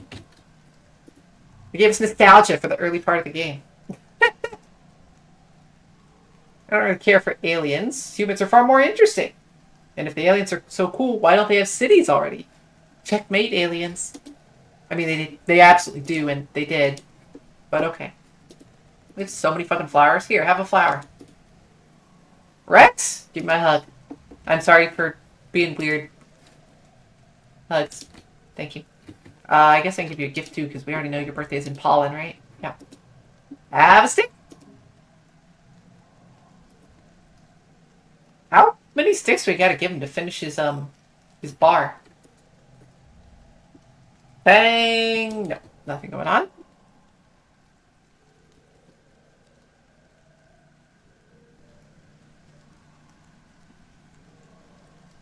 This and Nomi? Still 16. I'm starting to think his birthday is fucking Glow, but I don't ever see him out in Glow, right? We'll hang out for a bit anyway in case it happens to be mid-wet, because I don't know if we found someone that's mid-wet. We got late dust, early wet. Tang is late wet. Early dust. Mid dust. Early pollen. I never really bothered to learn vase. Does Sim have a birthday? I don't even fucking know. I didn't try giving him gifts. I don't think he would care. Right? He wouldn't care enough about a gift to be like, yeah, it's my birthday. Crap. You like gems, I don't have those. You want a flower? Get a lot of them. Nah, it's just okay. Well, it's better than not giving you anything, right? We got one more egg for Cal. Boop. 90 out of 100. Ooh, we get a 90 event with you too. It's hot and humid inside the geoponics bay, making your clothes stick to your skin as you look around for Cal. Eventually you see him, his back turned to you as he lifts bags of fertilizer into a wheelbarrow. You call out to him as you approach, and he turns to you with a beaming smile. Solana, he greets you. I was hoping I would see you today. As you open your mouth to respond, you hear a quiet crack and a hiss from nearby. Oh, Dudette, watch out, Cal says, stepping between you and what you realize too late is the humidity sprinkler. Cal laughs as he's blasted by a cloud of mist. For one perfect moment, he looks as if he's been outlined with 1,000 rainbows. Ah, Dit, Cal whines, smiling as he shakes out his hair and flips it back over his shoulder. I should have let you take that one, but your clothes would have gotten wet. He stands up straighter as you gaze past over his body. He's really grown into himself, it's the thing. Before your eyes, the droplet of water bravely winds its way from the rise of his chest and down the rippling muscles of his abdomen to where it disappears into the shirt tied around his waist. Cal tilts his head, his smile turning a little teasing. He flexes his bicep at you. Got you looking. Of course I am. Have you seen yourself? Your own shirt off too. Yeah, presumably that's just because, things are wet, but this is the flirty option. How is this not the flirty option?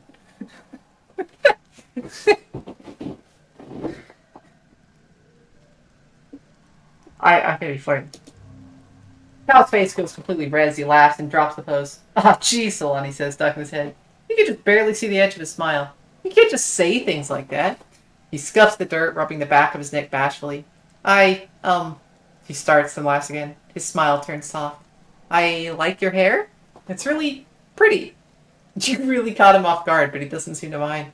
He's so cute! He doesn't even know how to return a compliment. He was so not expecting it. He's just like, shit, what do I like about her? What do I like? Cal leans in. Can I tell you a secret, he asks? I'm not actually too hot in here. My enhancement means I'm always the right temperature. I don't even sweat. I just like taking my shirt off. Like beating the crap out of each other and playing soldiers is the only way to get a rockin' bod, you know? Oh, you know. You know really well. Okay. Perfect temperature. Interesting. Spend an enjoyable afternoon watching Cal and occasionally heckling him as he wheels bags of fertilizer to every corner of the hydroponics bay. When the job's done, he claps you on the back. Oof, he's as strong as he looks. Cal chatters at you about his plans for the rest of the week as you leave the hydroponics lab. The relatively cooler, drier air of Vertumna hits you like a slap. But of course, Cal doesn't look bothered at all. Race you to the cafeteria, he teases you, before taking off down the path. You yell and run after him, causing a ruckus that makes a few adults shake their heads fondly at you as you tear through the colony side by side. Yeah, I don't think I can keep up with you. I mean, I guess I'm probably in decent shape because I do a lot of expeditions, but like, fucking look at you. No way I can keep up. Alright, I think that's everyone.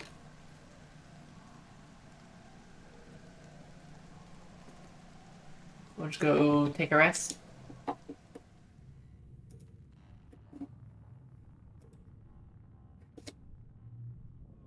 Oh, good. We get to remove that shitty card we got by flirting with Mars. Goodbye. We forgot how to goof off. That's a little sad.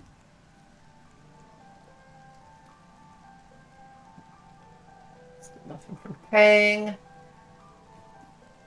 Y'all are still just chilling.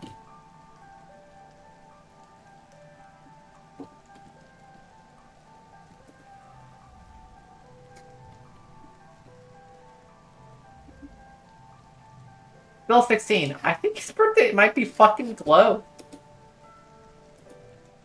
I guess we wait one more month just to be sure we're... No, wait. We've seen... We can give them another gift on their birthday if we've already given them one, right? So might as well just throw a thing in it.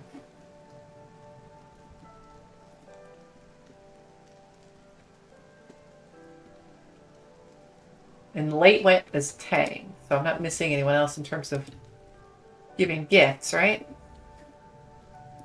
Okay. We want to continue raising organizing, so let's work in the depot. The back storerooms have been a mess since you started working the depot, but now they're an absolute quagmire. Ever since the heliopods landed and they combined the warehouses from both ships in a hurry, your storeroom has been overflowing. Nobody can find anything in here. Mars refuses to even set foot in there anymore, so you guess it's up to you. Worst part is, the Helio and the Strato use different barcode systems. You'll have to put everything by hand and come up with a way of organizing them into grouping that makes sense. At least it's all in your holopalm and you have lift bots to help physically move the boxes. You can organize it all by moving icons around on your screen, just like a holopalm game. It is a hard organizing challenge, which we are well suited to. 1 card slot becomes 4. Okay, like that. Well, that's a red 12, by the way. We got 2 that want to be highest value. We got 1 that just wants to play with another blue.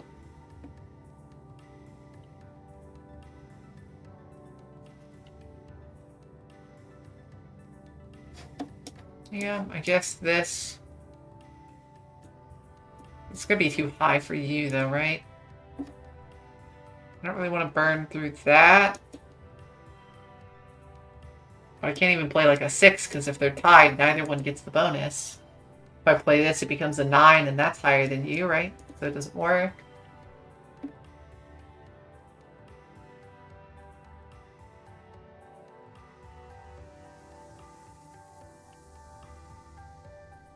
Guess I'm just playing a random low red. Save my stuff for higher combos? Sure. I don't think I'm gonna have the only blue, right? I mean, I can do 9. That's the one. That's an 11. I could put in 12. I could make it the only blue. By like throwing that in there or something.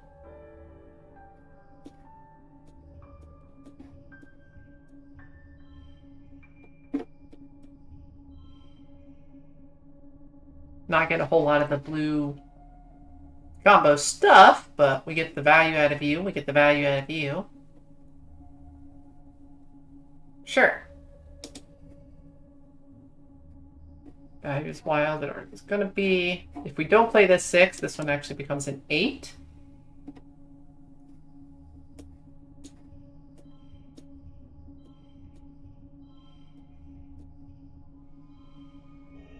It's a goal, but not a super goal. That was slightly higher. Oh, just by doing the double rainbow thing. Got it. Well, then this is definitely not the highest thing here. Oh, that's what it's trying to tell me, is don't miss out on the playing 2 rainbows. And I guess that's the highest then. Still not a super goal. No. I could have gotten 3 more points.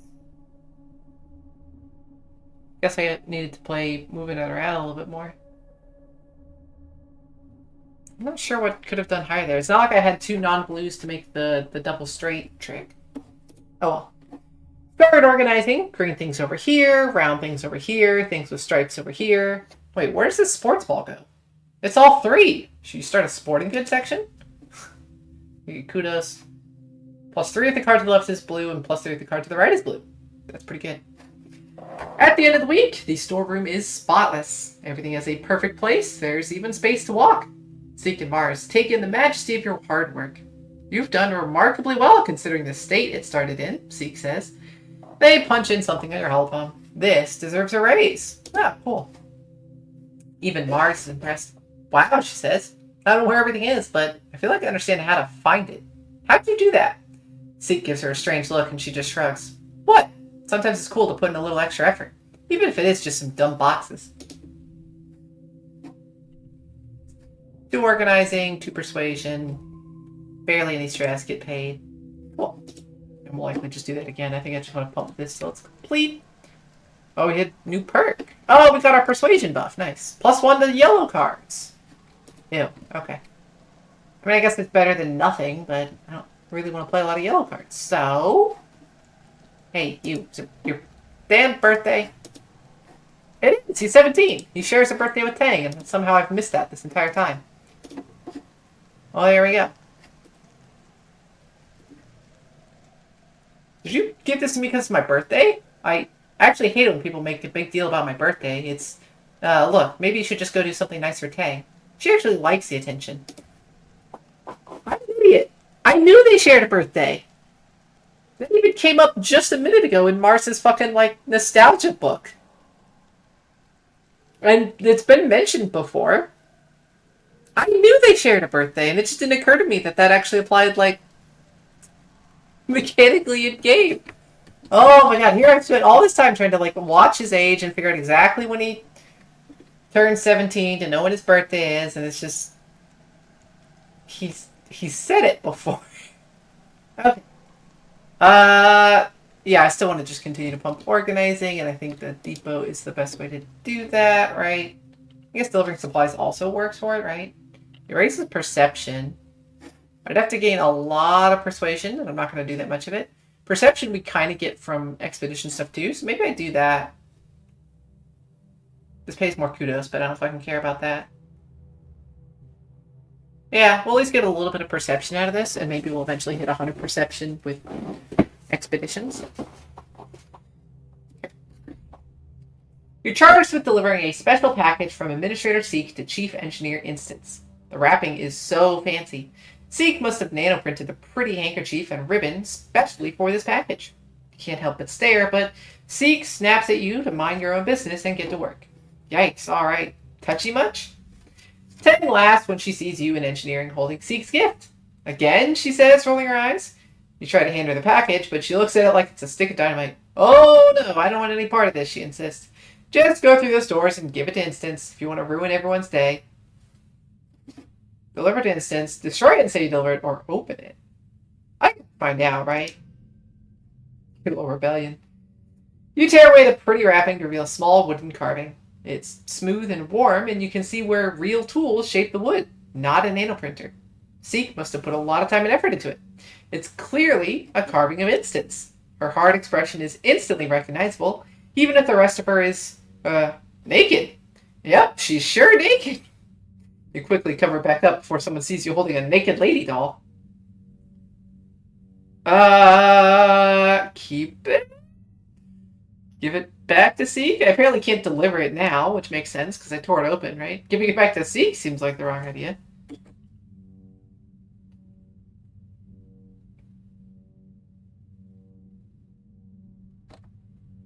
I kind of want to just keep it.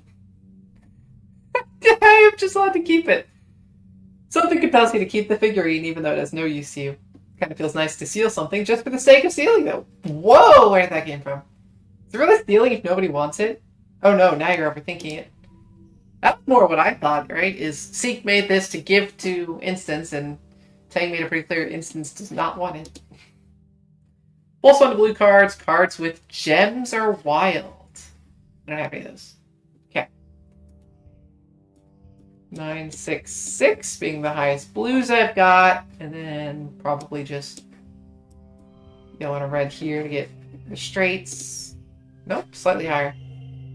Yeah, higher because it's fucking Mars. Like, I didn't want to play Mars' ambition. I intentionally didn't play this. I don't want the 3 kudos. So why didn't it doesn't know how to calculate its own highest possible. It's so weird. Oh, that's actually equivalent. Oh, because it gets a higher base value. Makes up for the drop and stuff. Sure. Yeah, the best you can do is by playing Mars, but I didn't want to do that. It's just weird. Like, I would have lost the kudos that I would have gained from it. And I got the super goal regardless. 4 organizing, 1 perception. Well, happiness to people. And now it's glow. Yo, dis! Standing rock still, staring out into the wilderness. Doesn't matter what we do or how hard we fight. Nature's gonna win in the end. It always does. Dude, don't be such a downer. Have a birthday gift. Well, not a birthday this time. Have a gift. Cal stands in the middle of the garden, looking around at the blanketing dark and the eerie glow from nearby fungal forests. I never knew plants could be like this, he breathes. It's amazing. Have an egg.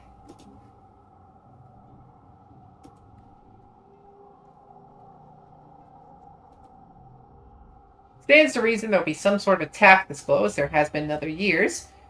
He looks out towards the walls. It's my hypothesis that each attack will grow in intensity until we are routed from the planet or become the dominant species. With how difficult this year was on our food supplies, we're certainly entering the season at a disadvantage.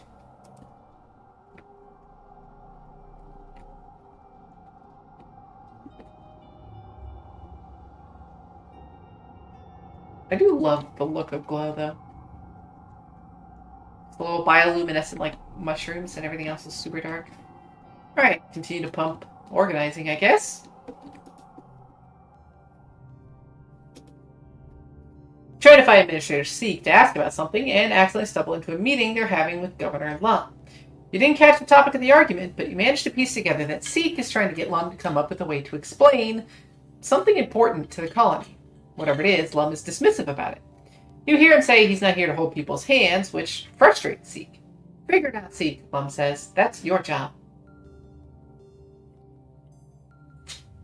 Right, his job is just to be likable and make decisions.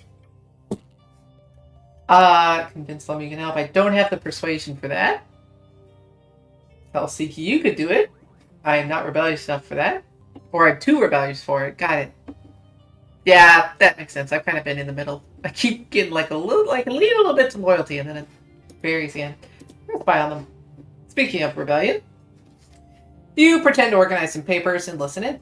Colony's spending a lot of resources on the security squads, and these need to come from other departments. Seek tells Lum he has to present the budget and convince the council this is necessary.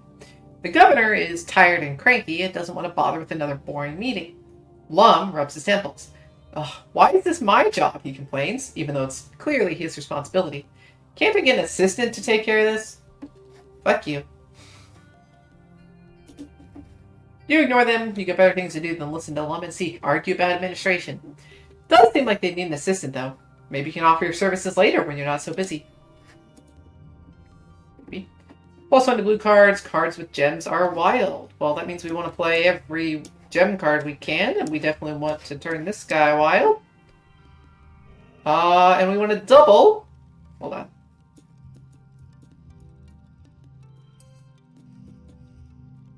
That card. 75. They found a 76 by playing Mars.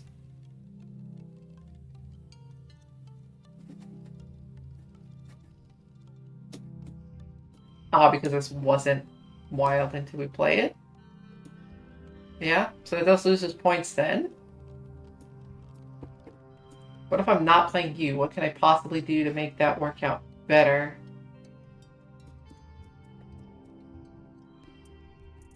I had a 75 before, right? So this isn't better. No, that's 73. They had to have been this, right? What am I doing wrong on that? Oh, I wasn't turning this one wild. That's what I did differently. That's the 75. Which is going to be the highest I can get without playing Mars. Yeah, but 78 was highest. Whatever. For organizing, perception. You are just putting your boots on to grab dinner in the lounge when you hear the colony sirens begin to wail. It's the yearly attack. Ugh, they couldn't have waited until you ate dinner? Rude. Outside your window, you watch the colony defense begin to mobilize. Your holopalm chimes with the usual reminders for all civilian colonists to stay indoors. Join the colony defense. I don't really want to. I want to, like, go outside and investigate. Not once have I been able to, like, actually really see what the fucking attack is. But I don't want to actually, like, grab a gun and shoot. And I'm worried if I pick this that I'm just going to commit to that, right? Shelter in your quarters. Governor Blum is so confident in the colony's defense these days that there aren't even designated emergency shelters. So your room is the safest place to be. You post up in bed and scroll through Concurrence's media library, intending to wait out the attack here. You wait a long time. Sounds of fighting don't cease for hours, long past dinner time and well into the evening. Then, even past the usual changing of the guard. From your window, you can see plasma rifle fire atop the walls and the steady pew-pew of the laser turrets, bright flashes lighting back the gloom of glow. You want to stay up, but eventually get so late, you force yourself to sleep. After a fretful rest, you wake to the realization that the colony is still under attack. In the perpetual twilight of glow, it's hard to tell the time, but your growling stomach knows it's well past breakfast, and you missed dinner last night. While you're deciding what to do, your holopalm chimes with a priority video announcement. Governor Lum appears on your holopalm, looking surprisingly well-groomed. "Good morning, Vertumna," he says with a calm smile.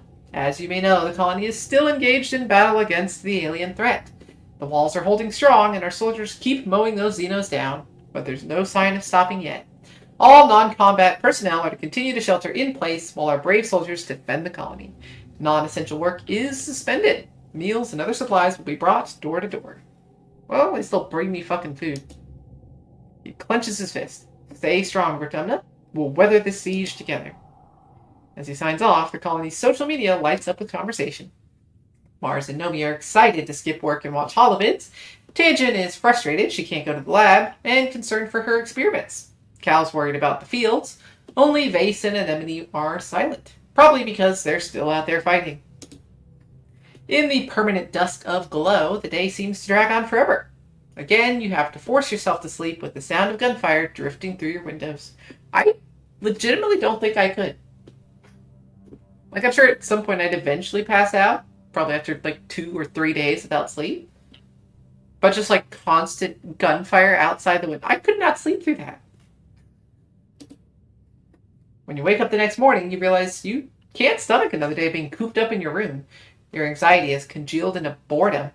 Anemone and Vase are either fighting or sleeping, and you haven't heard from Dis in days. You bet your other friends would appreciate a visit, though. Haven't heard from Dis in days. Well, makes sense. You just kind of duck out for the colony attack, right? Join Cal, Mars and Tang, or Rex and Nomi. Let's go Mars and Tang. Partly because we're dating Tang. You meet Tangent and Mars in the lounge. It's nearly empty, except for the sound of Aunt Anne in the kitchen, cooking batch meals for delivery to everyone's rooms. "Can't believe they're keeping us here," Tangent complains, pacing the floor. "I know, it's so boring," Mars adds. "I've already watched everything twice. I simply cannot sit in my room alone for 1 more minute." Tang stops pacing. "Well, I meant I really have an experiment that I shouldn't leave unsupervised," she says. "But I suppose your thing is important as well." She sighs and crosses her arms. "Dr. Instance won't let me anywhere near the labs. I have to stay with the kids." "Ugh," Mars replies, rolling her eyes. "Like you're not the biggest brainiac this side of the wormhole." Mars sighs dramatically. "No one here knows what to do with us, the best and brightest of the colony. What a waste." 4 more days pass. Jesus! You and your friends remain trapped indoors, forced to listen to the constant sounds of laser fire and rattling turrets from all around the colony. The Xenos never manage to breach the walls, but they just keep coming. Exhausted guards cycle on and off the walls in shifts, dead-eyed and listless. You catch a glimpse of Anemone mechanically shoveling soy porridge into her mouth before seeming to fall asleep sitting up. Finally, after the 6th day of the siege, you hear a curious sound. Silence. You run out into the colony square to see the soldiers returning from their posts. It's over. Your holopalm lights up with a priority announcement from Governor Lum. The alien attackers have been defeated, he says. The siege has ended. Lum smiles broadly and puffs out his chest.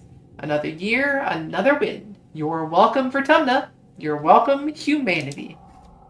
You're welcome, you hear, and see Chief Rhett nearby looking livid.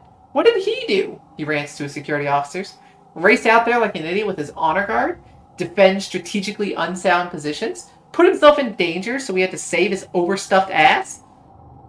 Soldiers all shift uncomfortably, but no one disagrees. And when I actually needed him, Rhett continues, taking his 12-hour beauty rest while the rest of us slog through endless shifts. Fuck off! Yeah. Soldiers are exhausted from the siege, so the crowd in the square disperses quickly.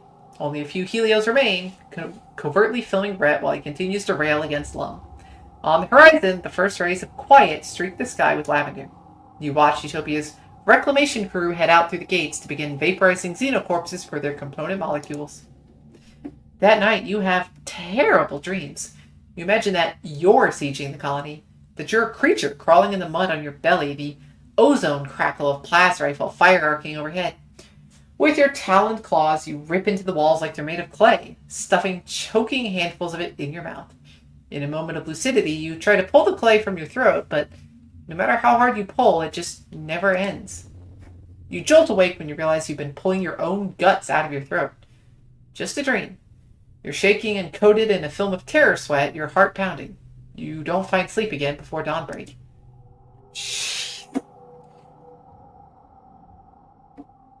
Really quiet.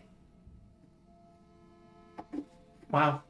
Gained a lot of just kind of everything across the board. Although, is that counting my plus 15 that I've equipped? It's gotta be, right? There's no way I gained 16 combat. It's counting my gear. So the actual raw increases are not impressive. Oh well. Also, Tang doesn't even show in here because we didn't gain that much with Tang because we've already maxed her out. Okay, now we're 18. Mars, how are you? You're surprised by Mars's soft hands covering your eyes. Solana, she croons. Come with me. I have a surprise for you. Giggling, Mars leads you to your bedroom and removes her hands from your eyes. Still giggling, she gestures to a canvas-covered easel in the middle of your bedroom. Ta-da! A present? For me? Oh, Mars. Mars grabs the canvas and pulls it away from the easel with a dramatic flourish. In the painting, Mars is standing atop a mountain, raising her fist to the sky as lightning crashes around her. In her other hand, she's grasping a flag emblazoned with an image of the stratospheric. You were there as well, standing just below her, entering something into a holopalm.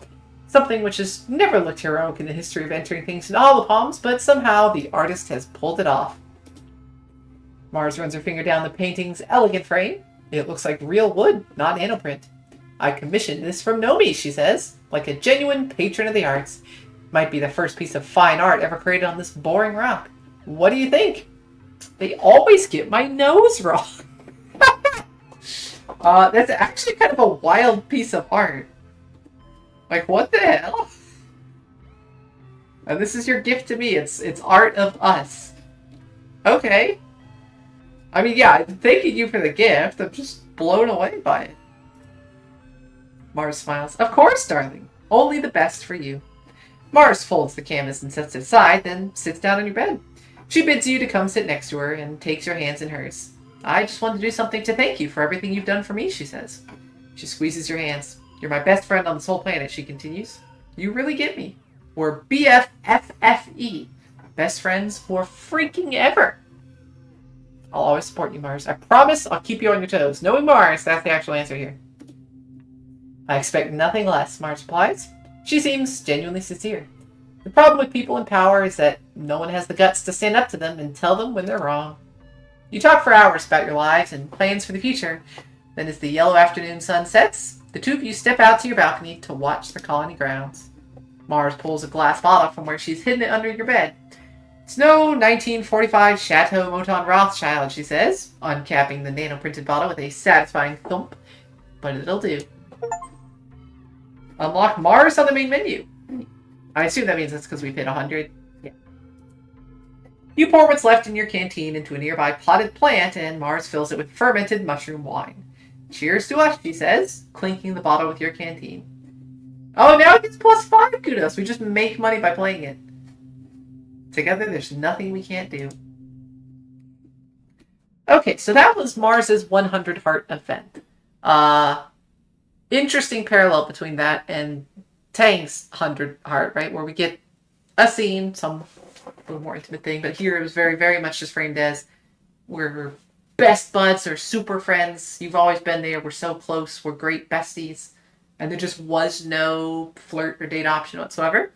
So I'm thinking, yeah, I've locked myself out of anyone else by dating Tang. Presumably, unless I break up with Tang, and then maybe that opens up dating someone else. But I don't want to break up with Tang for someone else. I'm just a little annoyed that you can have all of the parallel growth with all the different people, but you can only choose one to be involved with in any way. I guess I shouldn't really be surprised. It's not like hardly any game really lets you go heavy on the poly, but I don't know. Just the way things are kind of set up, and especially with Rex's conversation kind of indicating that he is definitely just open, right? Some possibility for that must exist. I don't know. Just a little disappointed in how that's gone. Alright. Nomi, your birthday's not till dusk. I don't have anything good for you. Here, have a little blue thing. Nope. Okay. Rex, have a hug. Oh, you got a scene? You spot Rex sitting on the second floor of an unfinished building, his feet dangling over the edge. He waves at you and gestures you to come sit next to him. Hey, Solana, he says, shooting you a tight smile before looking back over the rest of the colony. From here, you can see the garrison soldiers marching around in formation, with Vase at the head. Rex watches them with an uneasy expression. What is it? Did Nomi fall down the well? That might be a little offensive, but I gotta make the dog joke, right? What's wrong, buddy? Rex musters up another smile. It's a good one, he says. You always know how to brighten my day. You have one more surprise up your sleeve, though. You open your bag and pull out the dust melon you've lugged over from the canteen. Rex brightens and makes grabby motions with his hands. Yes, he exclaims, my hero. Rex tears into the soft rind of the melon with his fingers and splits it between the two of you. You sit together and watch Vase bark orders at the other young soldiers. What a bunch of mindless drones. Not all of them, Rex says. Some of them are pretty nice, but everyone on the Helio listens to Vase, you know? And he doesn't like me, so that means I've always been an outsider, whether I wanted it or not. They're friendly to me, I guess, but it's not the same as having friends. Not like you, or know me. It's fine, though, he says, shrugging dismissively. You don't have to like someone to hook up with them. I kind of like being the one everyone comes to if they just want to have a good time. What's the deal with you and Vase? Rex's mouth twists, and he spits a dust melon seed over the edge of the building. It's kind of a long story, and not a fun one, he says, avoiding your gaze. I'd rather not drag it up again, honestly. With enough empathy, you can ask for the short version. I do not. I think it's more empathetic to not push, so whatever. It's okay, I understand. Rex's shoulders relax a little bit. Thanks, he says, running his fingertips thoroughly over his left forearm. Looking closely, you notice a gnarled scar right over the bone that's healed lighter than the rest of his brown skin. I wish it was different, he says softly. I wish he was different. Sometimes I think about how we could have been friends. Damn, there's a story there and I don't get to know it. The garrison soldiers break from formation and you watch Anemone approach Vase. He sweeps her up in his arms and swings her around. You can hear her delighted laughter from here. Rex watches this with a frown. Anemone and I don't know each other very well, he says. Probably because Vase is telling her all kinds of lies about me, but I'm a little scared for her, you know? She doesn't know what he's capable of. Rex straightens and puts on a happier face. I don't want to waste my day thinking about Vase, though, he says. Not when there's friends to talk to and a whole world to explore and dust melon to eat.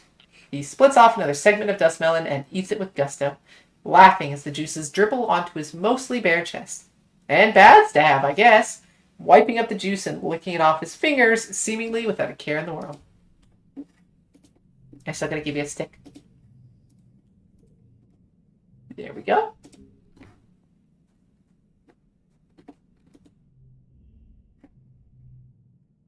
Hey, we can actually go. Oh, so just occasionally we can flirt with them and that's it? That's what you get for dating, is a little bit of stress relief sometimes. I mean, I guess they should expect more, but it just feels like as soon as we got that event, there's just been nothing more to interact with, right? Tank's just been like done. In addition to the fact that it's stopped anything else, right? I've not seen my brother in some time, Tang uses. I've certainly lived, otherwise the expeditions would have raised an alarm, but myself, personally, she shrugs and goes back to examining her experiments. I have no time to track him down and beg, though through penitent tears, to be loved as his sister should be. If he wants to make amends, he knows where to find me. I'm not the one who's impossible to track down. Have any time to spare? Tang hums and checks the time on her holopalm. I suppose, she says archly, then smiles. If you provide me with sufficient motivation, you meander toward your quarters. You and Tang go for a walk, eventually ending up at the path back to your quarters. This is hardly motivation, Tang says, when she realizes where you're headed. I don't need to sleep as you do. You stop and look at her, wondering if you have to spell it out. She holds your eye, revealing nothing except for a subtle twitch on the corner of her mouth. Finally, she relents. Oh, you mean for the purposes of copulation. Why didn't you say so? Who knew Tang could be such a tease? Great. We absolutely fucking know what I was insinuating.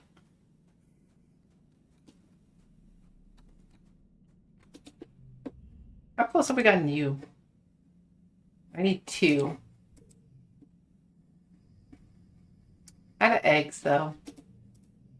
That's all we know is eggs and cakes, right? So we'll just give you something, just so you've been given a gift, right?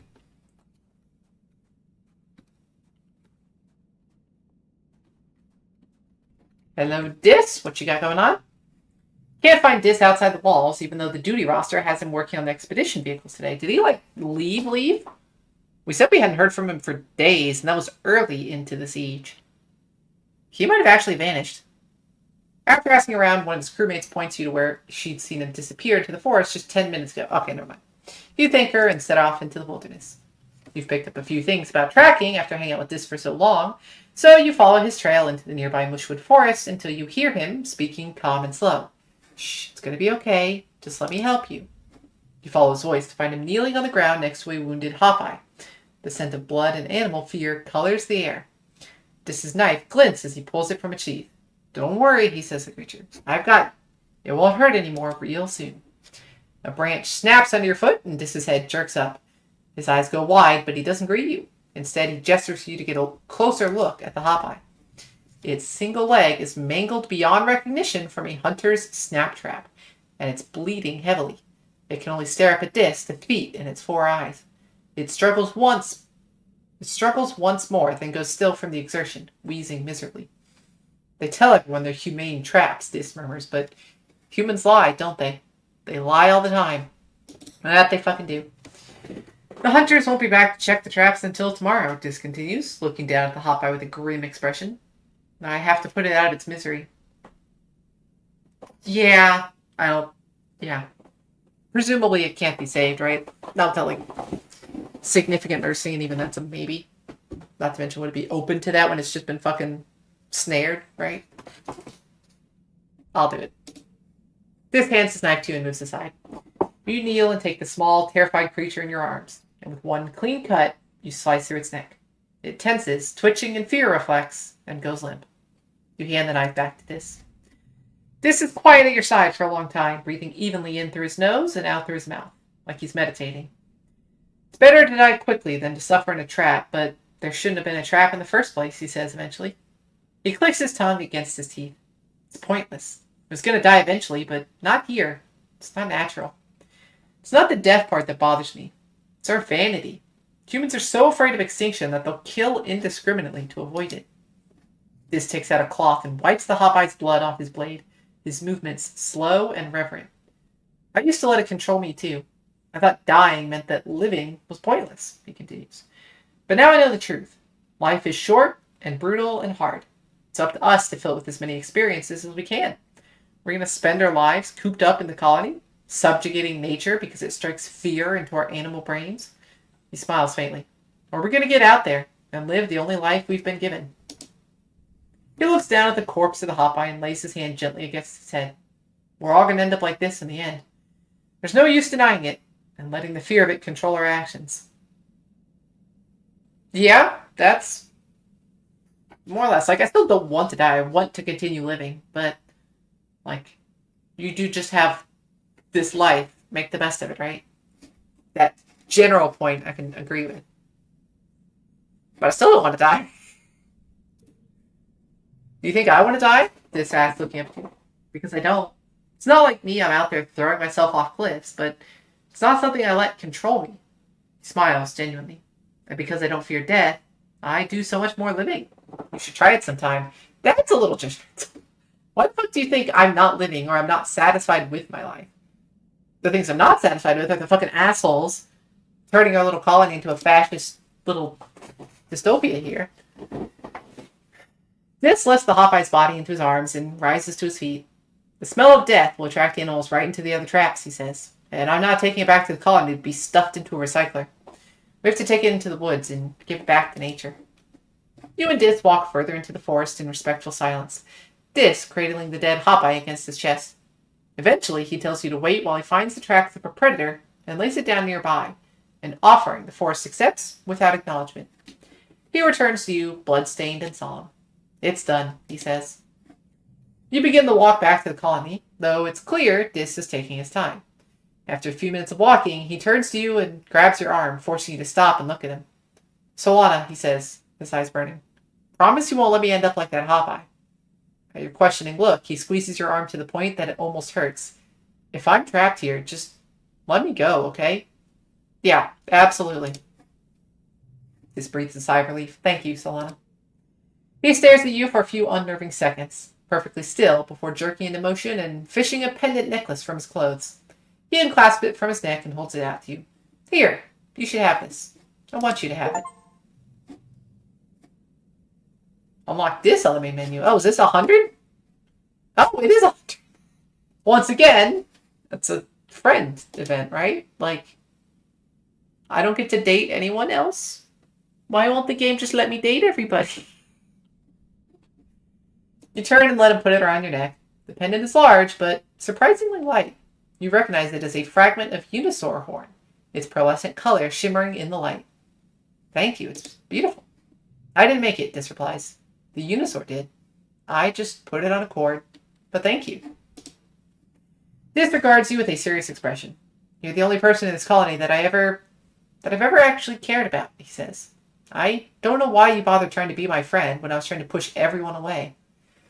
Pretty much because you were trying to push everyone away. His mouth bends in a shy little smile. Thank you for sticking with it, he says softly. You don't know how much I appreciate having a friend here. He steps away and looks down at the ground, suddenly evasive. Listen, I don't know how much longer I have left here, he says softly. I just want you to know that I want to spend the time I do have with you. Oh, why is everyone so fucking sweet? Alright, well that's 3 people that we have maxed out hearts and don't need to give gifts to anymore. It's Cal, Rex, and Nomi that was kind of working on. We've got 2 years. They only joined a couple years ago. We can maybe get them up. But just a little bit more dedicated effort. You want to go on another expedition? I'm pretty low on stress, so I think the answer is yes. When can I go to the fucking swamp, please? Is it strictly a hunter thing?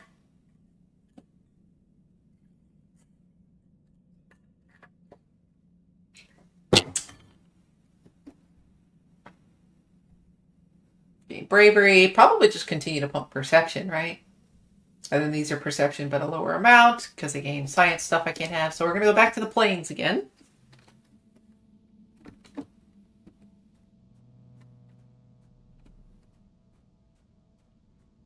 Because at least we know everything has reset.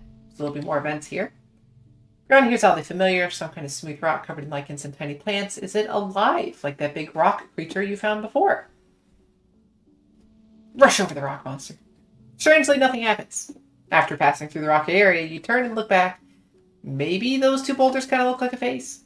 Maybe it's just regular old ground and you're just imagining things. Great. Oh, hello, Nomi. You meet up with Dis and Nomi. They've stumbled upon something strange and are arguing over what to do with it. It's a big blue crystal, knee-high and warm to the touch. It looks like there's something inside it. We gotta crack it open and see what's inside, nobody exclaims. It could be anything. Are you a psychopath? Dis retorts, clearly offended. What if it's alive? You're gonna screw with the ecological balance because you're bored? It's for science, Noe pouts, turning to you. Come on, Solana, we'll do it, right? Right, Solana? Scan for a heartbeat, yeah. Like, what can we analyze first before you break it open? Sure. You use some surveying equipment to detect a heartbeat, proving that, yes, it is alive. You can't tell much else since the scanner seems to be blocked by the crystal, but it's something. Nomi's absolutely delighted. The three of you happily leave it at that. Oh, so we just leave the crystal alone. Well, at least we didn't murder it, I guess. The edge of one of the circular ponds. Oh, the sparkling thing. We didn't actually get this, right? Because I tried wait, and the sparkling thing disappeared, right? If you're under sparkles, this thing catches your eye. Yeah. Bravely approach the water. +1 to yellow, +5 if we equal the goal. I'd rather super goal it, so whatever. This gets to keep, which is quite nice. Alternatively, we can play this as the only blue, which is also very nice.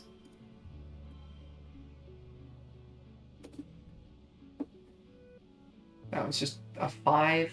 Nothing interesting going on. I'd like to hold off on this for a turn, because I might be able to get a double flush with it, if we can turn it wild. I'll save the red to potentially make, like, another set. Oh, look, we're already done. I did not get the option to convert it, but that's fine.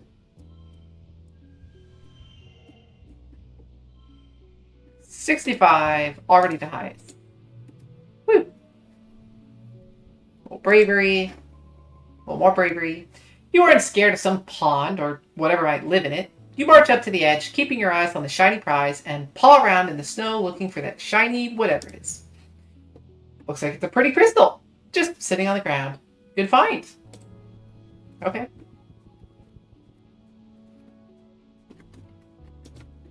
We got another log. Good, we gotta keep those in supply for Rex. He needs a lot of sticks. Do not drink the pea pond. Sim! What's going on? Trekking through the wilderness when something catches your eye. To anyone else, it'd be simply a weird depression between two roots, but it pings something in your memory. Isn't this what the entrance to the Overseer's Cave looked like? You decide to check it out. Your hunch is correct. The depression opens up into a passageway just big enough to wiggle your body through, then widens even more to reveal a familiar door. You quietly push it open. The room you enter is not unlike the one where you interfaced with the array. There's a vat in the corner emitting a soft organic glow, and another computer panel slowly being reclaimed by the rock wall. It's not hard to assume the planet is lousy with rooms just like this one, where Sim and the other gardeners can rest and respawn if needed. This one, however, is not empty. You enter to find Sim, who is, aptly so, as naked as the day he was born. He's stepping out of the regeneration vat, clad only in strands of bioluminescent goo that slide down his long limbs and patter to the ground. Sim's back is to you, treating you to a glimpse of skin usually hidden under layers of tattered dark fabric. The knobs of his spine and shoulder blades visible under his inhuman musculature. He looks unusually delicate and vulnerable. He reaches up and gently wrings out his thick hair, humming a song you recognize from the Hollow archives. As if sensing the weight of your gaze on his body, he pauses and slowly turns his head. "Solana," he says softly. "I didn't see you come in." "I could see you very well, though. I am a little bit sorry to intrude on you while naked, but also not." Sim tilts his head, smiling. "Oh," he replies. He turns slightly, taking on a slightly more performative posture. "Did I design this body to your liking?" You have to say, he did. "Now that you know the truth about the gardeners," Sim continues, "we can be far more free with our words." He gestures to the regeneration vat. "I have very few secrets from you now. You can come take a closer look if you'd like." After beat, he clarifies. "A closer look at the vat, I mean." Aw, man, why'd you have to dash my hopes that way? Also, why is it just, like, shaded? You walk over and check out the vat. The air gets noticeably warmer the closer you get. like sunlight on your face, and there's a faint organic smell that's not unpleasant. The vat itself looks like something you'd find in engineering, but seems to be constructed entirely out of natural materials. Spongy-looking fungal growths, mineral deposits, and pulsating vine-like umbilicals. You can touch it, Sim says. It's not dangerous. You sit on the lip of the vat and run your fingertips across the surface of the glowing liquid. A slight electric charge prickles up your forearms, and you feel the frisson of a link to the array. It's getting warm, all right. Sim sits down beside you, now fully dressed. His fingers alight on the surface of the liquid as well, and you feel a slight presence at the edge of your mind, like a thought you can't reach. I'm glad we can talk freely now, he says. Is there anything you wish to know about me or the gardeners? Oh, yeah. I've been waiting 6 years for this moment. Tell me everything. Dying and being reborn. What's that like?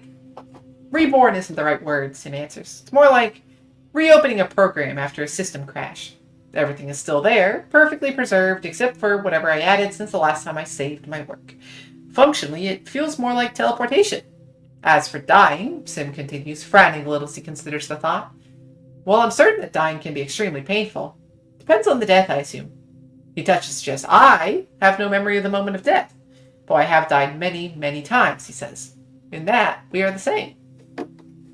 Yeah, he can't actually answer what it's like to die, because by the very nature, that part is never saved, right?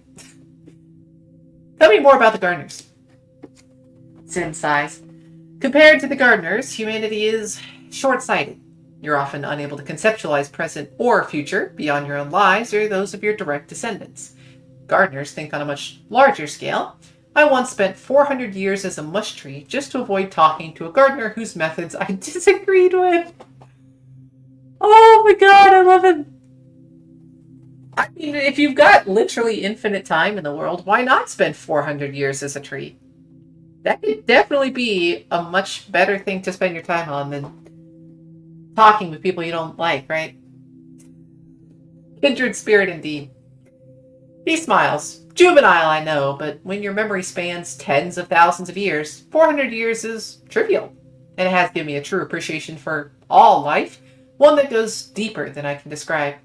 When I tell you that the gardeners are Vertumna, I mean it quite literally.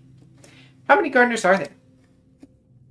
Sim thinks for a few seconds. It's hard to say, he answers. There are theoretically an infinite number of instances of the software that comprises a gardener. It's not uncommon for a particular instance, such as myself, to go dormant, possibly for thousands of years. He stretches out his fingers and looks at them, then at you. And many gardeners, such as the overseer, find they do not need to take physical form at all. There are only a handful like myself who do. Which doesn't really answer it. You could still ballpark it for me, right? Sure, you can't say the exact number, but are we talking like 12 or 1200? How old are you, exactly? That question has many answers, Sim replies with a slight smile. This consciousness has ultimately been in existence for over 20,000 years, since the creation of the gardeners. But that means very little. I certainly don't have a 20,000 years experience as a bipedal anthropomorphic organic capable of speech. And this body, he says, gesturing himself, why, it's only minutes old. Do you like being a gardener? Does the wind like being wind? Sim answers. I'm sorry to be cryptic after I told you I would not, but there really is no other way to answer that question. I am what I was created to be, he continues. There is a beauty in that, and a clarity of purpose that makes me feel fulfilled. I do not experience existential angst like a human does. Yeah, about that. What should we do? Because things are looking dire. If I knew the answer, I would tell you, Sim replies, placing his hand on top of yours. Pragmatically, I do agree with the other gardeners, he continues. If our purpose is to protect the biosphere of Vertumna, and humanity poses a threat to that, then by the letter of our own design, humanity must be eradicated. However, he sighs and looks away, I love humanity. I think you are all an incredible species, and it would be a shame to destroy you. I feel like doing so would be a violation of the spirit of the Convergent Domain's last decree. And perhaps, he murmurs, redeeming you will be the greatest act of love we could perform in the name of our imperfect creators. Yes, absolutely the spirit rather than the letter of the law, right? There's got to be really weird for an AI, though. As he said, like, they've kind of that programmed purpose that gives fulfillment. How does it work to defy that? What is that experience like, if you even can, right? Is it just you with your deviation of loving humanity that gives you that, like, leeway to kind of be more open with the interpretation of your directive? Or is the cause and effect the other way? Or is it not unique at all? And most of the others just don't care. I still have more questions. Anyways, that's fine. You answered some things. Sim nods. Please know that you can come to me at any time and I will do my best to answer.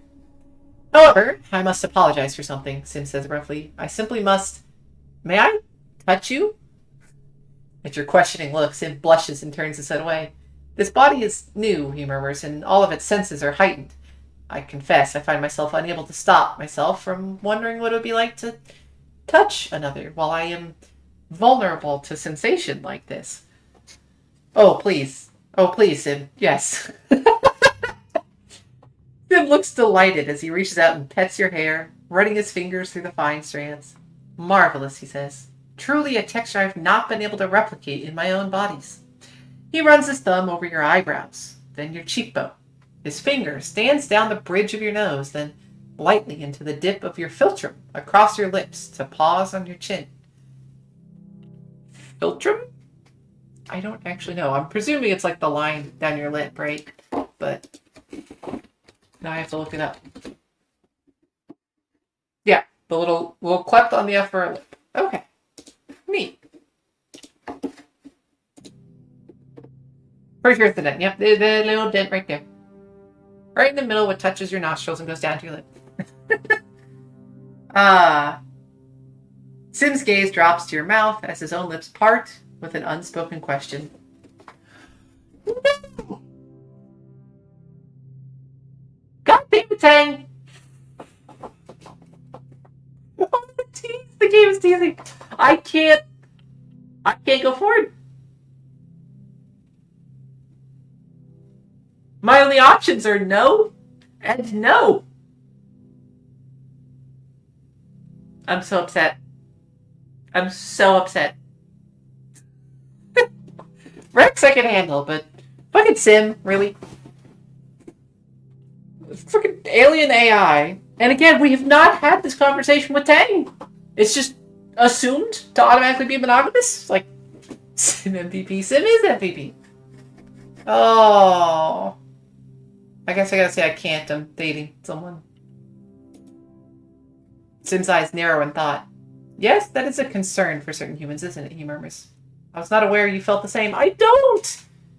I just don't. I'm so upset. My apologies. He stands and takes a deep breath. I'd like to go outside, he announces. Have you ever swam in the lake nearby? It's incredible, especially when my senses are heightened. I love the feel of the sun and water on my skin. He smiles down at you. You are welcome to join me, if you like. I'm so upset. I'm incredibly tempted to just, like, next time we get back to the colony, just break up with Tang. Just so I'm not fucking locked out of other content. It's such bullshit.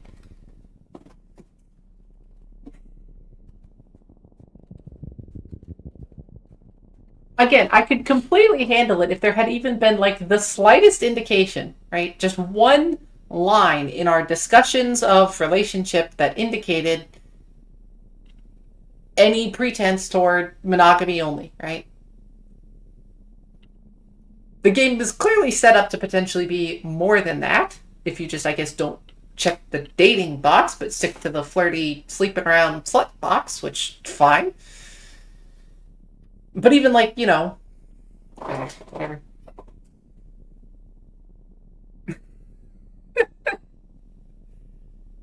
But it's just never said, right? If there is a difference in, like, some characters are open to things and others are not, that needs to be more clearly laid out. If this was not a game, and this was actually just, you know, real life, I could fucking just have this conversation. But because it's a game with pre-programmed dialogue trees, they just didn't think to put it in. They just assumed that if you wanted to date Tang, that you wouldn't date anyone else. Or you would just know that she wouldn't be okay with you dating anyone else. Even though I don't really get the indication that our dating is really that romantic. Again, it seems more just a practical partnership. Which again, I'm fine with. Except now I'm not. Well, I guess I'm not getting any more sexy sim content, and I'm very upset by that. Drips of sparks snow make this. Oh, yeah. Take a break and play in the snow. Oh, we don't actually get that much stress. I did this before. Where I'm like, yes, that must be a stress-free option. And then it's like, nope, you just get a shitty card. Stop to admire the light. Okay, we haven't touched a random rock. I haven't done this one, so we'll do that. When you touch glows of deep gold, you feel emotions, curiosity, playfulness. It's odd, but you have a strong sense that the feelings aren't your own. You think they might be coming from the rock. Then it goes dark and the pattern from earlier repeats. The rocks want you to follow the pattern, so we repeat the pattern. We get empathy, we get animals, because rocks are animals apparently.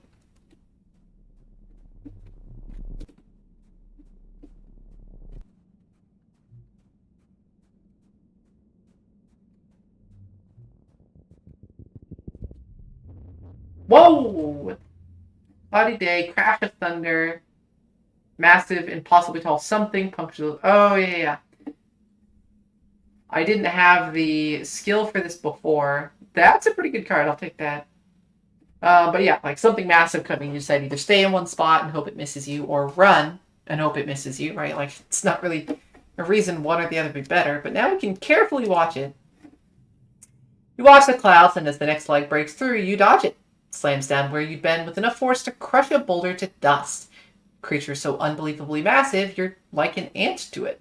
That's one big something. As it passes overhead, you marvel at how such a thing could even exist, and hope it never wanders any closer to your colony. And now we're so stressed, we go home. Perception. And it's our birthday, yes? Roll out of bed because you're allowed to, but also because you're exhausted. You barely slept at all last night. You've been having these nightmares since the siege. More and more every night, like they're trying to tell you something urgent. Can't make any sense of it. All the imagery is jumbled together. All these possibilities and timelines and things that might happen. Some nights you wake up in a cold sweat. A scream already in your throat. Yeah, can we go talk to Sim? They mentioned having these, like, flashes of the future as a thing that they experienced through some of the animals or something, right? And now we have that ability. Can they maybe help understand and guide that? They're still not convinced I'm on their side, right? But you sit on the edge of your bed, run a hand through your hair, and check your holopalm. A few people wished you happy birthday, but that's all. You guess you're getting older. Birthdays aren't as important as they used to be. Oh, that is too real. Right, and Mars wants to meet you for lunch in the lounge today. You'll have to practice your smile. Oof, also too real. As you enter the lounge, surprise! You do your very best to play along and act surprised. Woo, streamers, balloons, great. We got a surprise party, woo. All of your friends are standing around wearing goofy hats and clapping. Nomi is holding a bunch of balloons larger than they are, and Rex is wearing a cute little waiter's outfit with a bow tie. You accept their hugs and birthday wishes, trying to hide your exhaustion and demurring with a few pointed, all this for me? You shouldn't have. No, really. Rex wanders around with a tray full of little snacks, offering them to everyone with a vampy accent and a silly, air-headed giggle. The goofball act chips away at the natural awkwardness of a surprise party. That is the first 5 minutes after everyone shouts surprise, and soon everyone is laughing and enjoying themselves. Despite your exhaustion, you start to smile too. Your friends are so amazing, and they're all here because they care about you. Then you get some unexpected guests. The lounge begins to fill with Helio kids, mostly ones you don't know, the ones who usually keep to themselves and, well, don't much like you original stratospheric kids. Vase and Anemone are with them, his arm draped over her shoulders. Anemone gives you a little wave of acknowledgement for your birthday, which earns a weird look from Vase. Hey, who invited you guys? Cal says, stepping forward with his hands clenched. This is a private party. It's a public lounge, Vase replies. We can sit wherever we want. He's actually got a point there. They're not really crashing a party. We're having it in a public space. It's what it is. Cal stomps right into the midst of the Helios. You guys think that just because you fell out of the sky, you're the wormhole's gift of Rotunda, he spits out. We don't need you. We never needed you. All you do is make things worse, like this party. Cal, you're actually the one blowing up over this. This very well could have been we just continue our little celebration, just mindful of other people in the area, right? It didn't seem like they actually, headed right to the center of our stuff and started making a fuss, right? We didn't need to bring up all the other shit. You've rarely seen Cal so ready for a fight. Doesn't seem to care that the body language of the Helio kids changed from cocky to dangerous. You're just a bunch of fascists, Cal continues. You and Lum. He's not wrong there. The lounge erupts, chairs screeching across the floor as the Helios jump to their feet, yelling at Cal. Calling the colony illegal and Cal a fugitive. They jostle him around, but Cal plants his feet and stands his ground. You hear a bottle breaking and see someone advancing on Cal. He's not backing down. They're gonna fucking murder him? I mean, maybe not, but you intentionally broke a bottle. That is an intention to make a deadly weapon, right? Unfortunately, I'm not friends with Face or Anemone, so I have to just yell stop. I hope they don't fucking stab Cal. Your voice is drowned out by their argument. Then someone throws a punch, and it's all chaos from there. Despite Cal's bravado and brawny physique, he's no fighter. One of the Helio kids socks him in the stomach, and he goes down like a felled gnarl tree. Rex throws himself between Cal and his assailants, catching a few kicks on Cal's behalf before the Helios get tired and leave, with a few parting shots at Cal's alleged romantic interactions with the float cows. Rex doesn't get involved, but he doesn't stop them either. He's the last to leave the lounge, staring hard at Rex before smirking and turning away. Rex helps Cal to his feet. First time, huh? He says, dusting off Cal's clothes. Don't worry, they probably got it out of their system. Good on you for sticking up for yourself. Anemone lingers at a distance, clearly angry at Cal, but feeling bad about the fight. Well, Mars exclaims, clapping her hands. That was enough excitement, I think. Let's move on to the important part. Cake and presents. Under Mars's skillful party hosting hand, the mood shifts back to festive. You enjoy your presents and your cake, but tensions boiling over like that is a bad omen for the rest of the year. Yeah, that was my fucking birthday. It's all downhill from here. Anyways, I think I'm going to stop it right there. A little bit early tonight, but birthday seemed like a decent spot to it, and I am honestly a little bit more upset about the whole sim and the game restricting me because of Tang thing, so I'm not quite sure how I want to deal with that yet. So, that's fine. Find someone to raid. I'll end it there. Make sure I make a save. I might make a separate save, though.